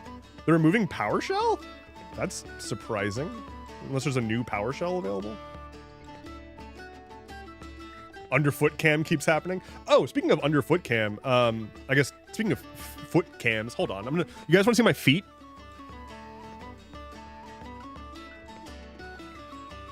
Because my socks are Flynn socks. So, like, that's very good. That's very good.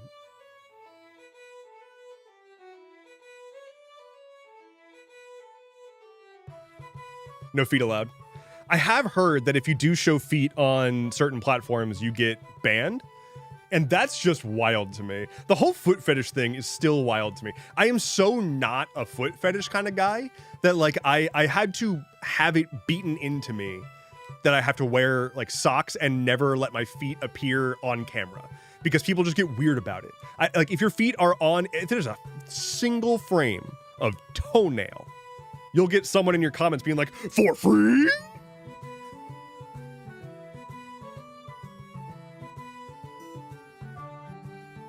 And I have to keep wearing this beanie for all time.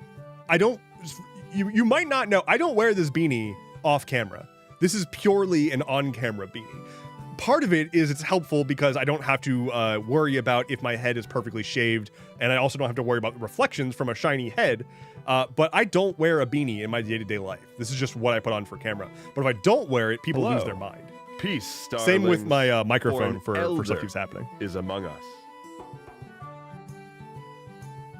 18 D20. Hello. Holy shit. And, oh, that's a big number. Oh, that's a really big number. That is wild that people get banned. Yeah, I'm pretty sure it's a Twitch law that you cannot show feet or you get banned or you get smoted.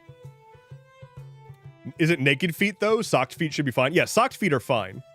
But naked feet, which is a strange way to think about it. I usually just think of it as feet that don't have socks on, but naked feet are not allowed.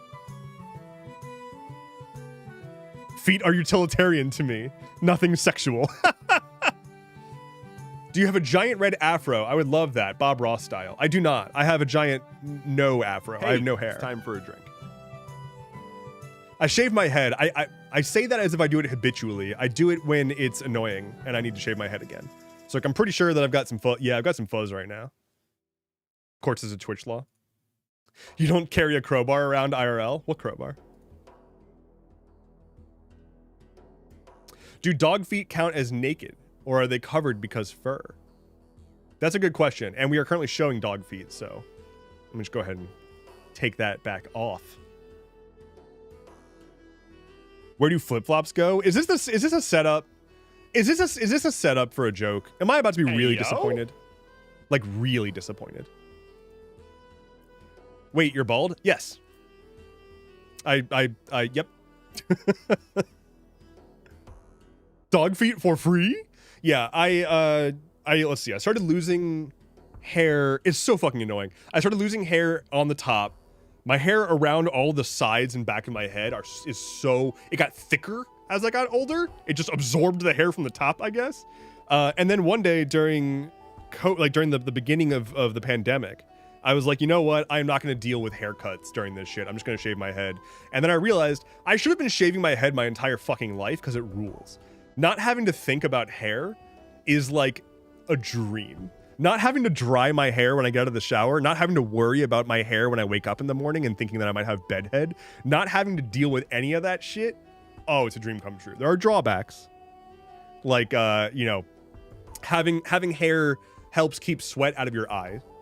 And having hair, it's insulating. So it can get a little cold in the winter if you don't otherwise have a beanie on. But like, it is... Yeah. Liberating is a good way of putting it. I had the exact same experience when I shaved my head for the first time. It's such a liberating experience. Yeah, liberating is how I would put it.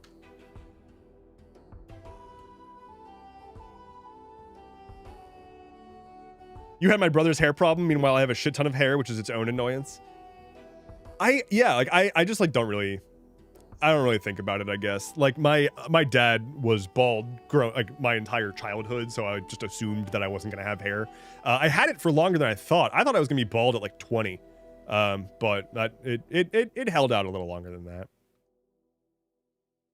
But yeah, I don't think that even if I could regrow my hair, I don't think that I would want to. Like I prefer, like it takes like 20 seconds. I have like a skull electric buzzer thingy that you like hold like this and you just go like this over your head and it shaves your head. So it's like I have a 20-second before I shower and I haven't paid for a haircut in 6 years. So that's nice.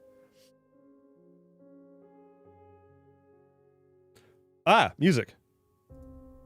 Oh no, we have music. Okay, we're fine. I started dutasteride to keep my head hair, and it got rid of all my back hair. Is that finasteride or whatever? What's it called? Is that the pill that makes it so you shouldn't have babies? Going up. I know that there's a hair regrowth / maintenance pill that's like if you fuck while taking this, your baby's gonna be real bad.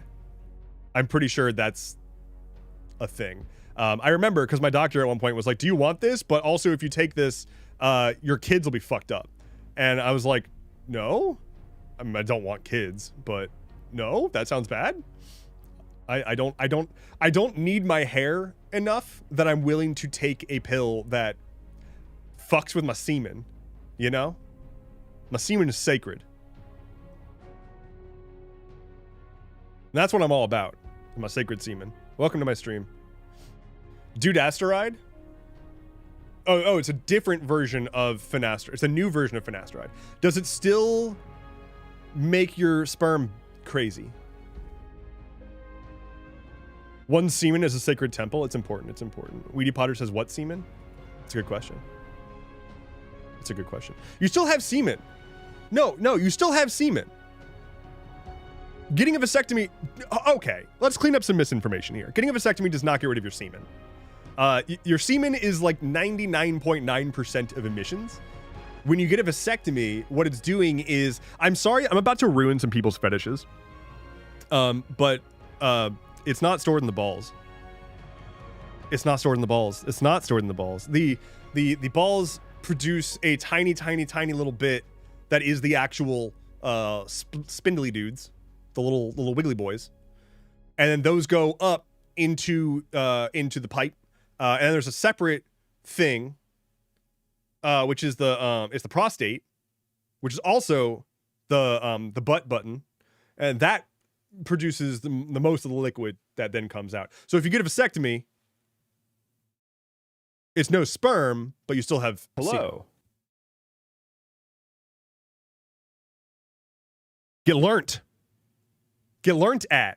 Yeah, I mean, like, it's honestly like kind of not great how much people don't know about. I know that not everybody believed this or whatever, but like not everybody knows that. A lot of people think that like semen is produced and stored entirely in the ball sack and that, you know, it all comes from that one spot.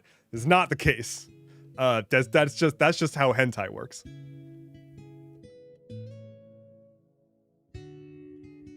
Vasectomy cuts the vas deferens, aka the tube that runs up and joins the urethra. Yeah, it literally just like removes the It removes the live ones. It gets rid of the active ingredient, as it were. Semen is basically altered sweat. Well, there you go. I'm glad that we're all talking about what we really came here to discuss. The ins and outs of semen. Lord Rose 97 says, all I need is semen. Perfect. That's all anyone could ever really ask for. I mean, real talk, a lot of sex ed is severely lacking. It really is. Like a lot of people, especially in this fucking country, is the amount of like, what's the term? Misogynatomy? Like misinterpreting or not understanding how women's bodies work to the extent of causing harm to women from like malicious levels of not understanding how women's bodies work. It's the whole thing with like how, you know, women half the time they go to the doctor and they're like, hi, I feel like I'm dying. The doctor's like, well, it's probably just you're hysterical. Go home. Like, doctors really do not treat women anywhere near with the same respect that they do men in general.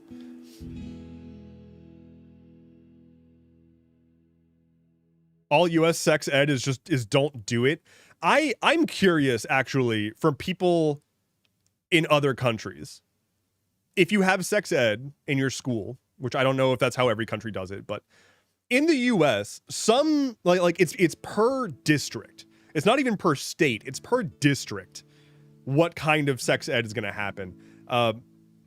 One, people can opt their kids out of sex ed. They can be like, I don't want my kid to be taught how to have sex or about sex at all. But two, at least, I don't know what it is now, but when I was growing up, the vast majority of sex ed was trying to scare you out of having sex. It was literally just abstinence only. Like don't, if you have sex, you're going to die. So don't do it.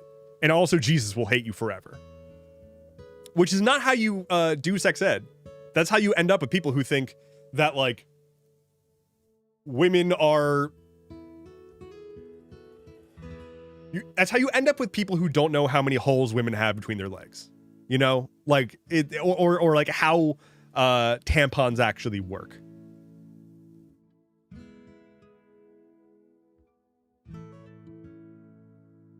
Or, oh yeah, that's the factory seal on women thing. What do you think happens when they pee? Yeah, the concept of a hymen being a factory seal. Like, that's not how anything works. But it's just common, like, I don't want to say common knowledge. It's common misknowledge, common misinformation. It's commonly believed, but it's not right.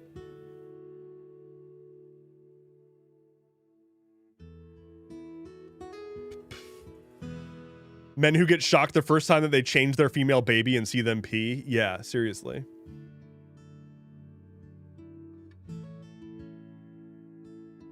Jesus was a cool dude. Jesus was a cool guy.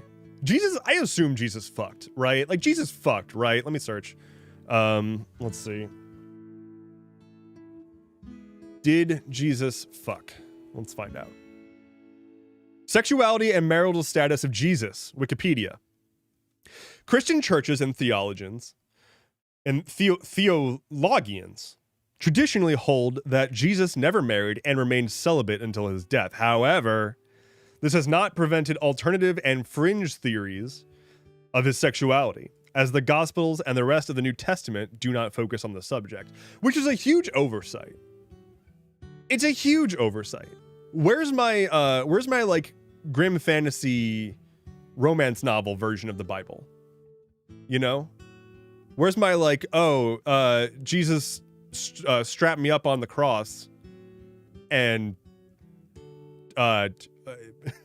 died. He died for my sins.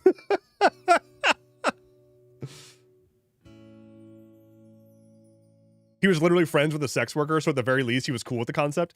In the first century Judea, sexual immorality, I almost said sexual immortality. Sexual immorality in the Second Temple Judaism included incest, impure thoughts, homosexual relations, adultery, and bestiality. The big ones. According to the rabbinic interpretation of I know nothing about... I am not a religion boy, so I'm fucking up these words and I'm sorry. But according to that interpretation of Genesis 2:24, quote, man shall leave his father and his mother.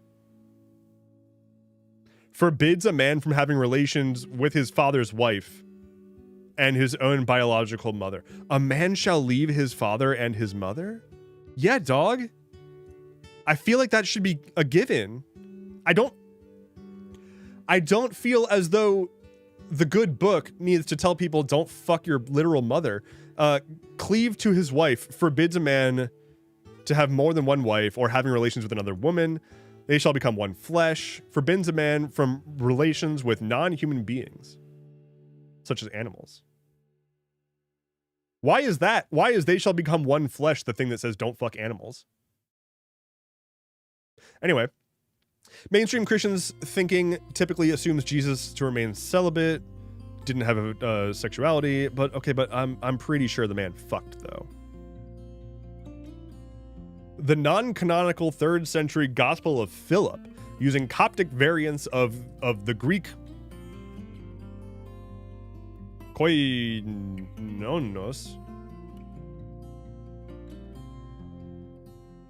describes Jesus' relationship with Mary Magdalene. The gospel uses cognates of koinonos and Coptic equivalents to refer to both the literal pairing of men and women in marriage and sexual intercourse, but also metaphorically, referring to a spiritual partnership and the reunification of the Gnostic Christian within the divine realm. Okay, so did they fuck though? Polygamy? Early Latter-day Saints apostle Orson Hyde taught that Jesus was a polygamist who was married to Mary Magdalene, Martha, and Mary of Bethany. Just a lot of Marys. A lot of Marys. Anyway, I assume he fucked. Let's be real. Come on. Like, the celibacy thing is like not... If you're ace, like, and you like don't care, great. More power to you. I feel like unless that's the case, like, just do a fuck. Just do a sex at someone. Just do some intercourse together, you know? Get it out of your system. Imagine being a direct descendant of Jesus Christ. If Jesus was poly, more power to him. I feel like, you know, I feel like he was probably poly. That makes sense.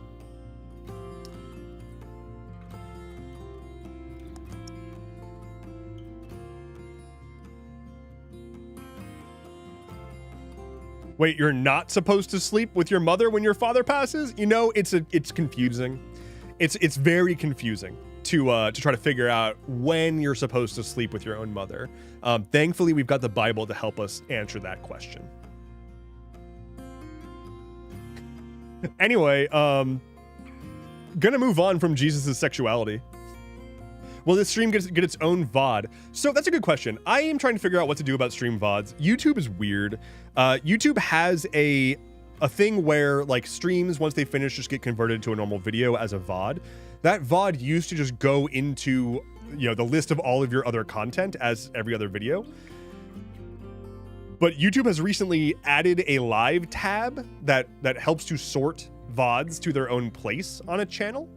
So like, I have a VODs channel that I've been posting my VODs from my Twitch stream to for years. That's at Endeavorance. So that has all the VODs, and I'm trying to determine if I want to keep posting VODs on that secondary channel or just put them in my main one, since it's now separating live recordings from normal videos. I've been told that apparently it triggers a notification when I have a new stream VOD, which some people might not like, but I've also been told that you can customize the notifications to not get stuff you don't want. So I don't really know. I think my plan is, for the time being, I'm going to post them in like both places and just see if there's any negative impact of having the VODs on my main channel. Because the other thing is that like my main channel is monetized. My VODs channel is not. And like I can post the VODs and people will actually see it, as opposed to not even knowing that I have a VODs channel or not knowing that I go live. That's part of it, is like so yeah, for real, didn't know you went live until today. Yeah, I've been doing, what's it called? I've been doing live streaming for at least coming up on 3 years. I think there are some people who are definitely well into 2 years in their subscription at this point, which is wild.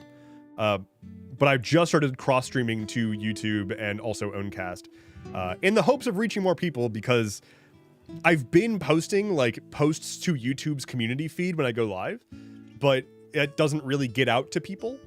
And also it's easier to just click into a live stream if you're already on YouTube. So didn't even know there was a VODs channel. Yeah, so part of it is I'm really bad about plugging my own shit. I am notoriously terrible about plugging my own content because, as I said before, I get in my own way. I don't want to annoy people by being like, hey, I have more content. But then people don't know that I have content that they would enjoy.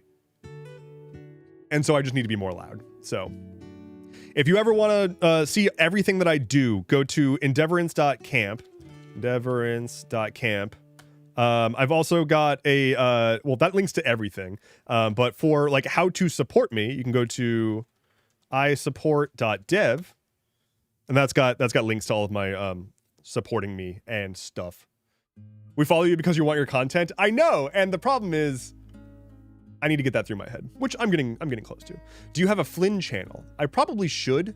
But currently I think this stream is the Flynn channel, essentially. For example.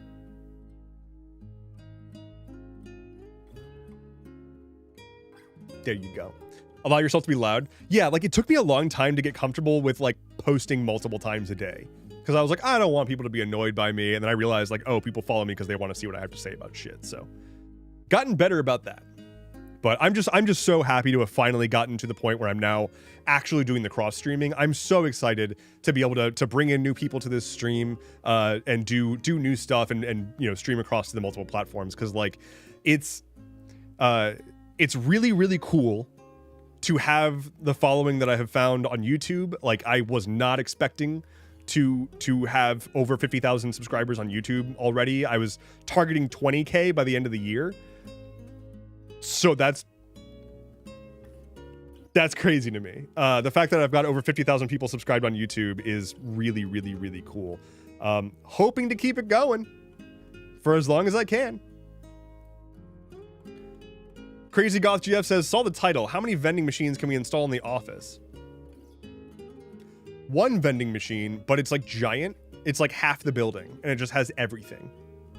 Everything you could ever want, including the like shitty coffee vending machine stuff, but then also a good version of that. That's because you put out absolutely awesome content.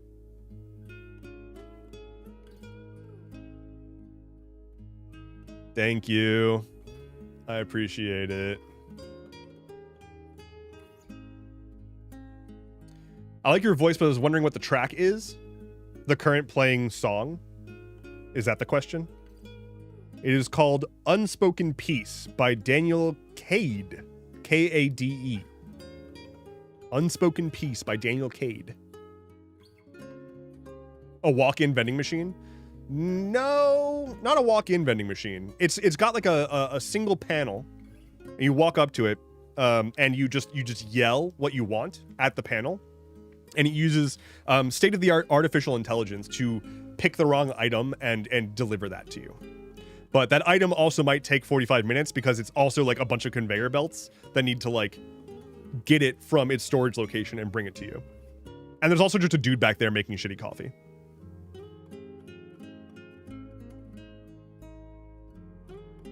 Can we get pinball machines instead? Yes.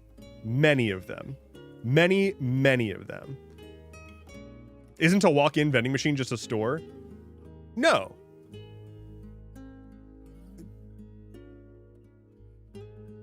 I mean, yeah. But no. So underpaid foreigners? Yeah, how about that? Y'all remember the Amazon AI stores or whatever that presumably were supposed to be like using AI and cameras to track what you were taking and purchasing? It turns out that wasn't AI. It was just a bunch of people in India watching the camera feeds. It was just It was just people watching a video feed and tracking you from another country, pretending to be AI. Tech companies, man. Queer League says, so I saw some stats for how much oil is left in the world, and I also saw how much groundwater is left, and I'm crashing out. What the fuck are we doing? I wouldn't freak out just yet. I mean, oil we need to get away from eventually. Restoring watersheds is a thing that we can do.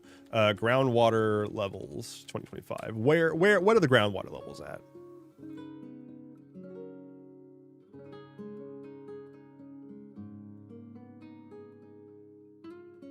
Current conditions. We're doing some groundwater investigation. Selected territory. Let's do Illinois. Go to the Illinois page. Okay. 196 monitoring locations, data collection continuous. Show locations with discharge. Show me the discharge. Okay. So what do we got here? Extremely below. Okay, so things aren't great. Normal. I'm seeing mostly I'm seeing normal and low. Below normal. What's gray? Is that nothing? Is that we don't know? No estimate? Okay. Well, I guess we just need to stop drinking water. Thankfully, watershed restoration is a thing that we can do as long as we do something about it. Unfortunately, there's not much political will to do something about that right now.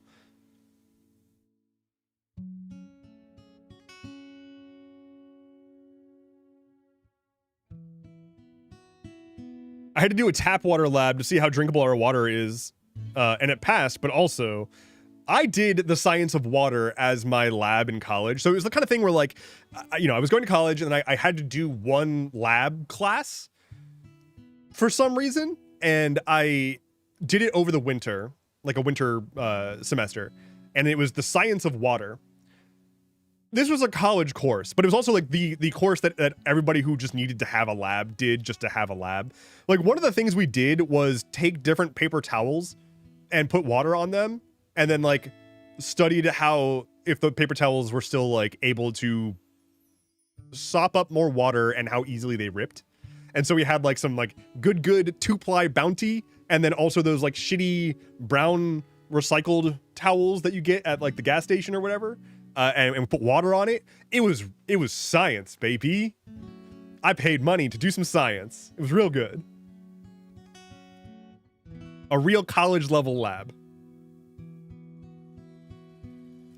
I think there's a live press briefing on the government shutdown right now. Let's see. Trump readies layoffs. There's a press briefing. I don't give a shit about anything that Caroline Leavitt has to say ever. Let's just see what the current updates are. Here's what to know about the shutdown. What we're following. Oh yeah, this too. Also, Trump has said that we are in an armed conflict with drug cartels, which is not a thing. It's not a thing he can do, not a thing that we're actually doing, and not a designation. He's trying to say, hey, we're at war with Venezuela, but only specific people in Venezuela. Let me bomb people. That's not how that works, but that doesn't stop this administration. The White House began its briefing on Friday, rattling off the various consequences of the shutdown. Caroline Leavitt discussed a report that said military families are already seeking food as troops go without a paycheck. Sounds like a thing that y'all can fix. Leavitt says Trump supports the idea of making sure they're cared for and, quote, if Democrats believe in this very simple premise too, they should end this shutdown immediately. The madness must end. Yeah, nobody's buying this, though, is the thing. More recent polling has shown that people are not blaming Democrats. It's majority people understand that, hey, the Republicans were voted entirely into power. And if you're trying to make the statement, which they are, they're trying to make the assertion that Democrats refusing to vote for a thing that has exactly zero concessions for them is an unacceptable move. And they're trying to basically say you must vote for this, otherwise you're bad, which is not how bipartisan politics is supposed to work. And so people are like, what the fuck is this? If you control all three branches of government, but you can't do anything without having to completely steamroll everyone that you've identified as your ideological enemy, then you don't deserve to be a governing party. Chicago mayor vows to try to fight Trump's transit cuts. Yeah, there's also the ICE raid in Chicago. ICE Chicago raid. This is crazy. ICE agents raid South Shore apartments. Trump says Chicago could become a military training ground. That is an insane set of statements. Essentially, ICE carried out a giant... Oh, hey, there's the oil thing blowing up. ICE carried out a giant operation in Chicago, including having agents rappel from helicopters onto the roof of a building. And they essentially went through this apartment complex, terrorized everyone living there in the middle of the night, handcuffed random people, American citizens. So ICE agents were going through an apartment building, banging on doors, demanding people's papers at like 3 in the fucking morning. And when people were like, get out of my house, they handcuffed them and arrested them. They separated people from their families. They took kids and separated the kids, all in the name of theoretically trying to find some people that might be undocumented in this building. They launched an assault on an apartment building in Chicago, indiscriminately targeting people. Agents of the federal government indiscriminately targeting, in the middle of the night, U.S. citizens, detaining them, taking their children, and demanding their papers. This is the kind of thing where it's like, I don't understand how I have lived my entire fucking life with conservatives screaming about how the federal government shouldn't be able to do things like exactly this. And I know that it's just racism. I know that it's literally just racism. That is the answer. Is that they don't want the government to do this stuff to them. They want the government to be the tool to oppress the people that they don't like. And they've been told not to like Chicago because Chicago has a lot of black people. And so they're happy to watch as the federal government abuses their countrymen because of this deranged sense of justice against a perceived enemy that they only perceive that way because of a propaganda machine that has spent decades creating the foundation to allow this to happen. And we're all supposed to just pretend like that's not the case. Like after this administration, and we will get past this administration, the people who are currently actively endorsing this shit do not get a pass. Never do I want to hear from any fucking conservative, ever, a single fucking complaint about anything that the next non-conservative administration does at all. Like, you've lost any right to bitch and moan about anything. The government is funding ICE more than most militaries and using it to attack its own citizens. If you see that and you're like, this is what I voted for, you don't get to have a place in society. You don't get to shit on my food, laugh at me, and then get upset when I don't invite you back to the picnic next time. That's not a thing that you're entitled to. You're not entitled to a friend. You're not entitled to fit the fuck in. And yet, because they are talentless, wasted sacks of carbon who feel that like they should be entitled to a friend and entitled to a place in society with no fucking effort on their part, this is where we are. Is a world where saying like, hey, maybe saying that black people are genetically inferior to white people isn't a thing that we should endorse. And then the current government is like, that's hate speech. And so then now we're here. So like, if you're condoning this shit, if you're still supporting it, Your options when we get past this, because again, we will get past this, your options are eat crow or shut the fuck up. I still remember a time when ICE didn't exist. Yeah, ICE only was created after 9/11. DHS was created after 9/11. It's a new thing. It can be undone. If anything, the next administration will be a huge shift in the other direction. I hope so. I'm doubtful that the next administration is going to do what needs to be done, which is to say, hold people accountable. I don't think that even if the Dems, even if the current leadership in the Dem party resigned and brought in progressive voices into the leadership, I still don't think that they would have the guts to go after the people in the Trump administration. The people in the Trump administration need to be jailed and need to be tried for crimes against humanity. Like, they are just getting away with egregious levels of crime. Like, white-collar crime, fucking just murder, just killing foreign civilians. All of the shit that they've been doing, they need to be fucking held accountable. And like that needs to happen. We need to establish a precedent that if you are the president of this country, that does not exempt you from the law and that does not exempt you from the consequences of doing crimes in office. And unfortunately, the Biden administration essentially sealed the deal that that won't happen. Merrick Garland refused to go after anyone from the Trump admin because the Trump admin and the conservatives at large had spent so long claiming that any attempt to go after Trump amounts to political targeting and not just going after a criminal who did crimes. And so the Democrats were too scared because they didn't want to play into the Republicans' hands, because the Democrats aren't capable of thinking at the degree that they need to be at to actually run this country against the party that they're currently running against, which is why I'm not a fucking Democrat.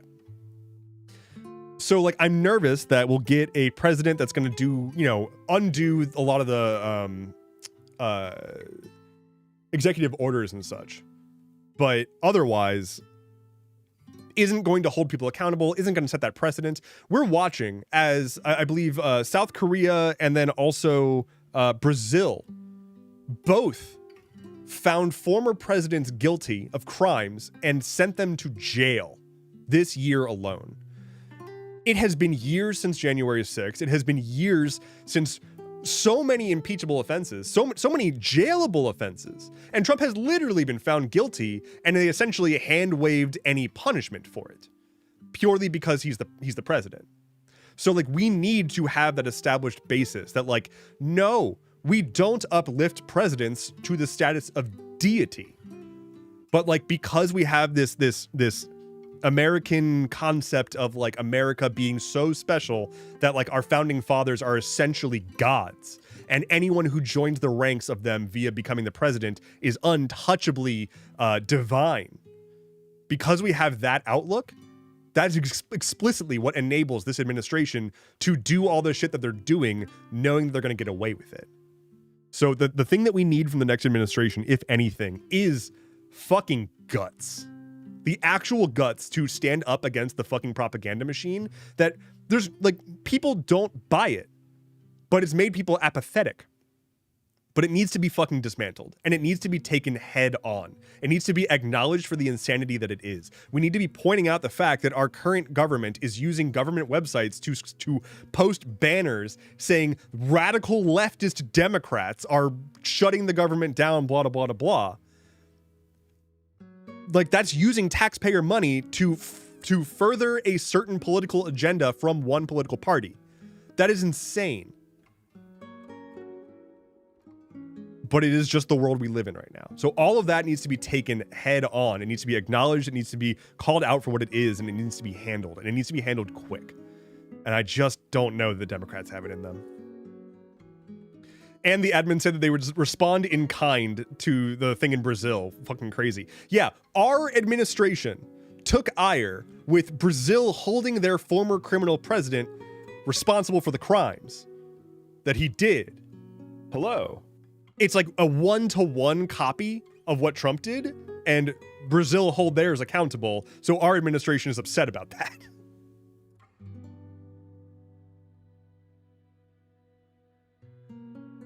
Is this all that U.S. politics has become? Just people pointing fingers? That's what I'm pissed about. Is like we've let it devolve into this. There was a time where what's her name? Sarah Palin was laughed out of politics. Sarah Palin would be a godsend, right? I mean, that's not true. She's still fucking insane. But Sarah Palin, circa when she originally entered the public eye, is completely normal compared to what we have now.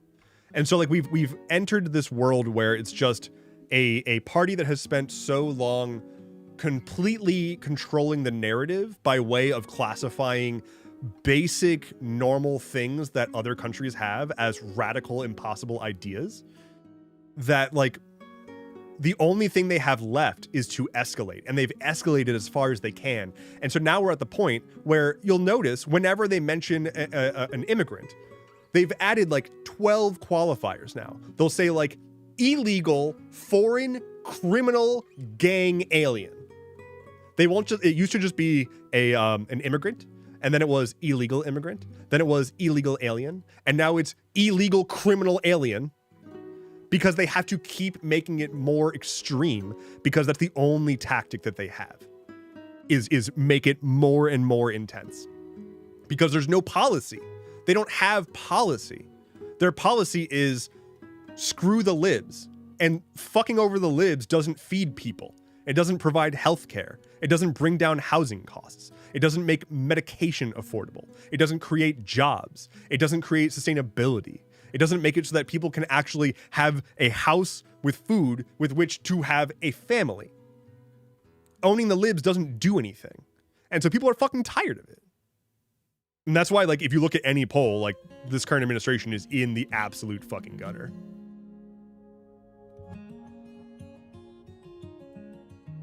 Getting rid of billionaires to do all of those things, that too. It's egregious, the billionaires in this country.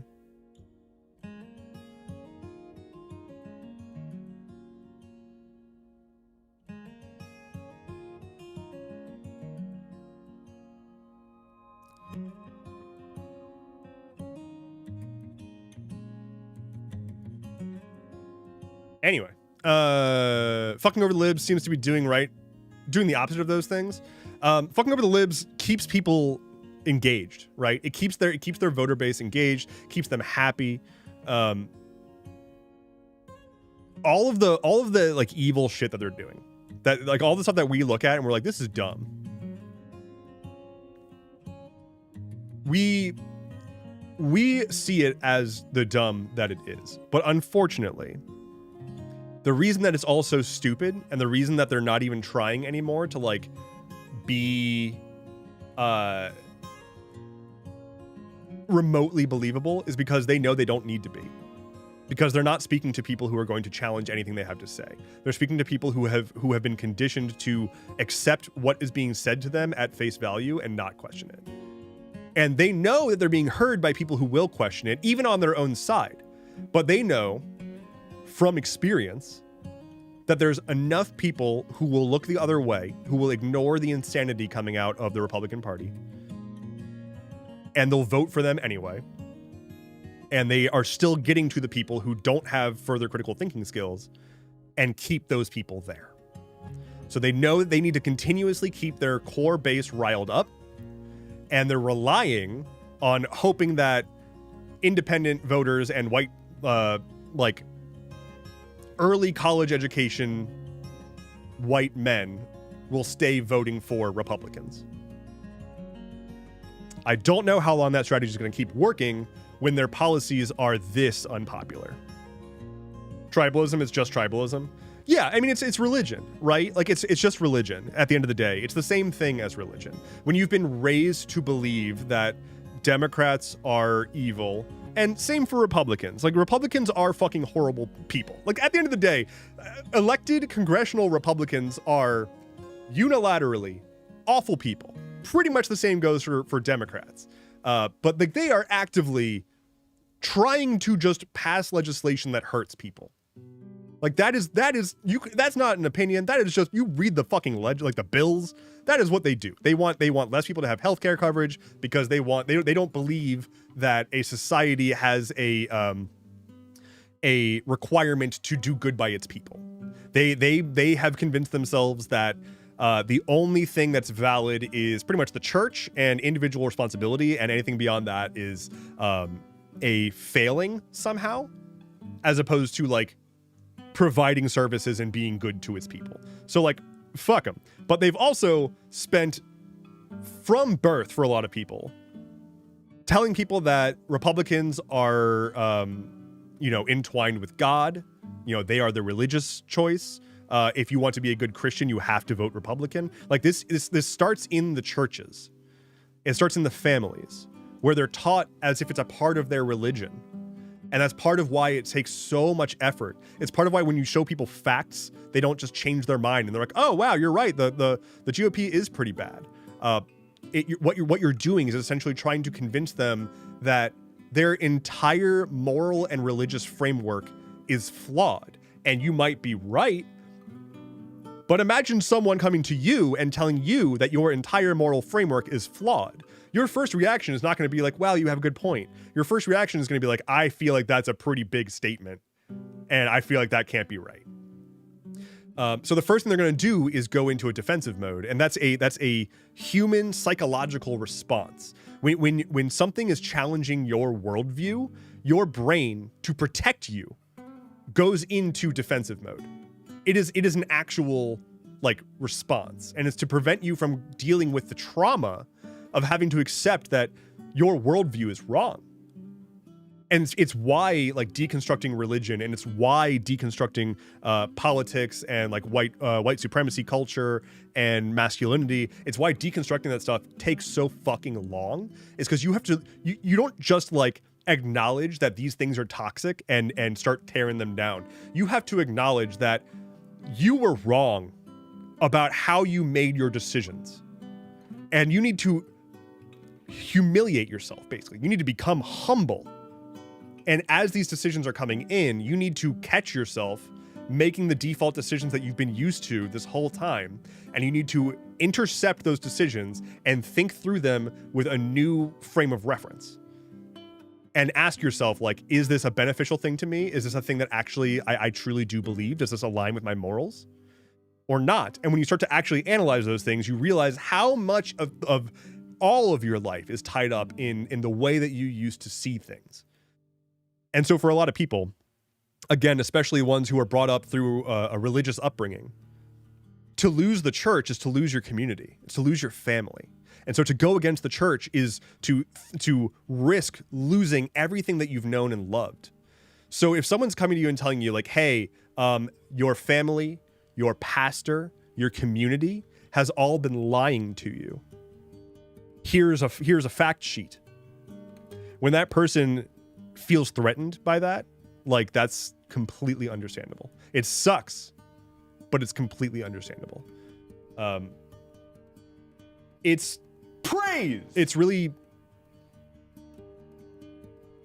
something that takes much more nuance than any of our politics currently allow for. And that is just kind of part of why I don't think that we can sweet talk our way out of things. I don't think that we win by having more debate bros. I don't think that we win by having a Joe Rogan of the left. We have a stark need for the current inroads into political activation in this country need to be fully reworked. And that's a long process. But I think, again, as I was saying earlier with spending, people can't afford shit right now.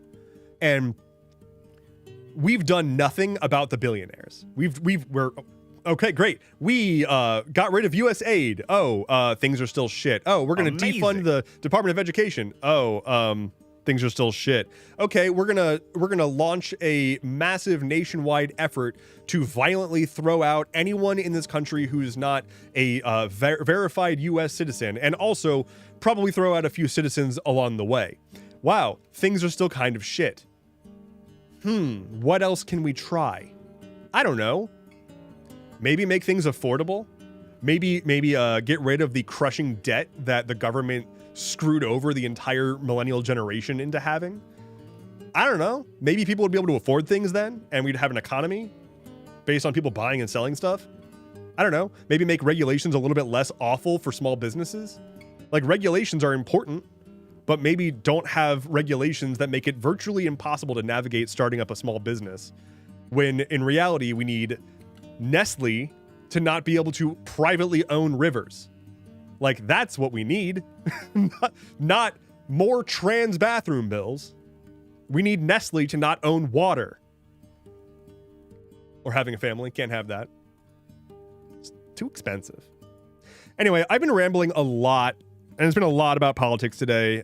Thank you for those who like hung out with me as I am just sort of yapping about all of this. I'm going to close down the stream here momentarily because I need to get me some lunch. It is nearly 2 my time, and I have not eaten. I'm a hungry boy, so I'm going to go get that done. But thank you all so much for hanging out with me today. I hope you've had a good stream. As a reminder, I stream every Wednesday and Friday starting at 11 a.m. Eastern. I might do a couple of extra random streams here and there as I'm like working on my new stream setup and all that good stuff. But welcome in to the people who have come here for the first time. I've been doing this for a good few years, so like we've got sort of a thing going. So cannot wait to welcome you all into the community. Thank you for liking my hat. I appreciate it. Raid, yes or no? Unfortunately, no. I can't really do that with my current setup right now. But yeah. Thanks for being here. If you want to support me, one of the best ways to do that is to head to isupport.dev, where you can find links to my Patreon, my merch store, my Ko-Fi, my YouTube memberships. All of those are great ways to support me monetarily. Otherwise, just sharing my content is extremely, extremely helpful. Word of mouth is one of the best ways to grow. So like, if like supporting me financially is not an option, and I fully understand, just sharing my stuff with somebody who you think might like it, that's also extremely, extremely appreciated. It's time for okay, I'm gonna head out. See y'all on Monday. The next up keeps happening, and then see y'all on Wednesday after that. Take care. Be well. Here's the dog one more time. There's the dog. Okay, there we go. Goodbye forever until next time. So not bye forever. Bye for now. Forever.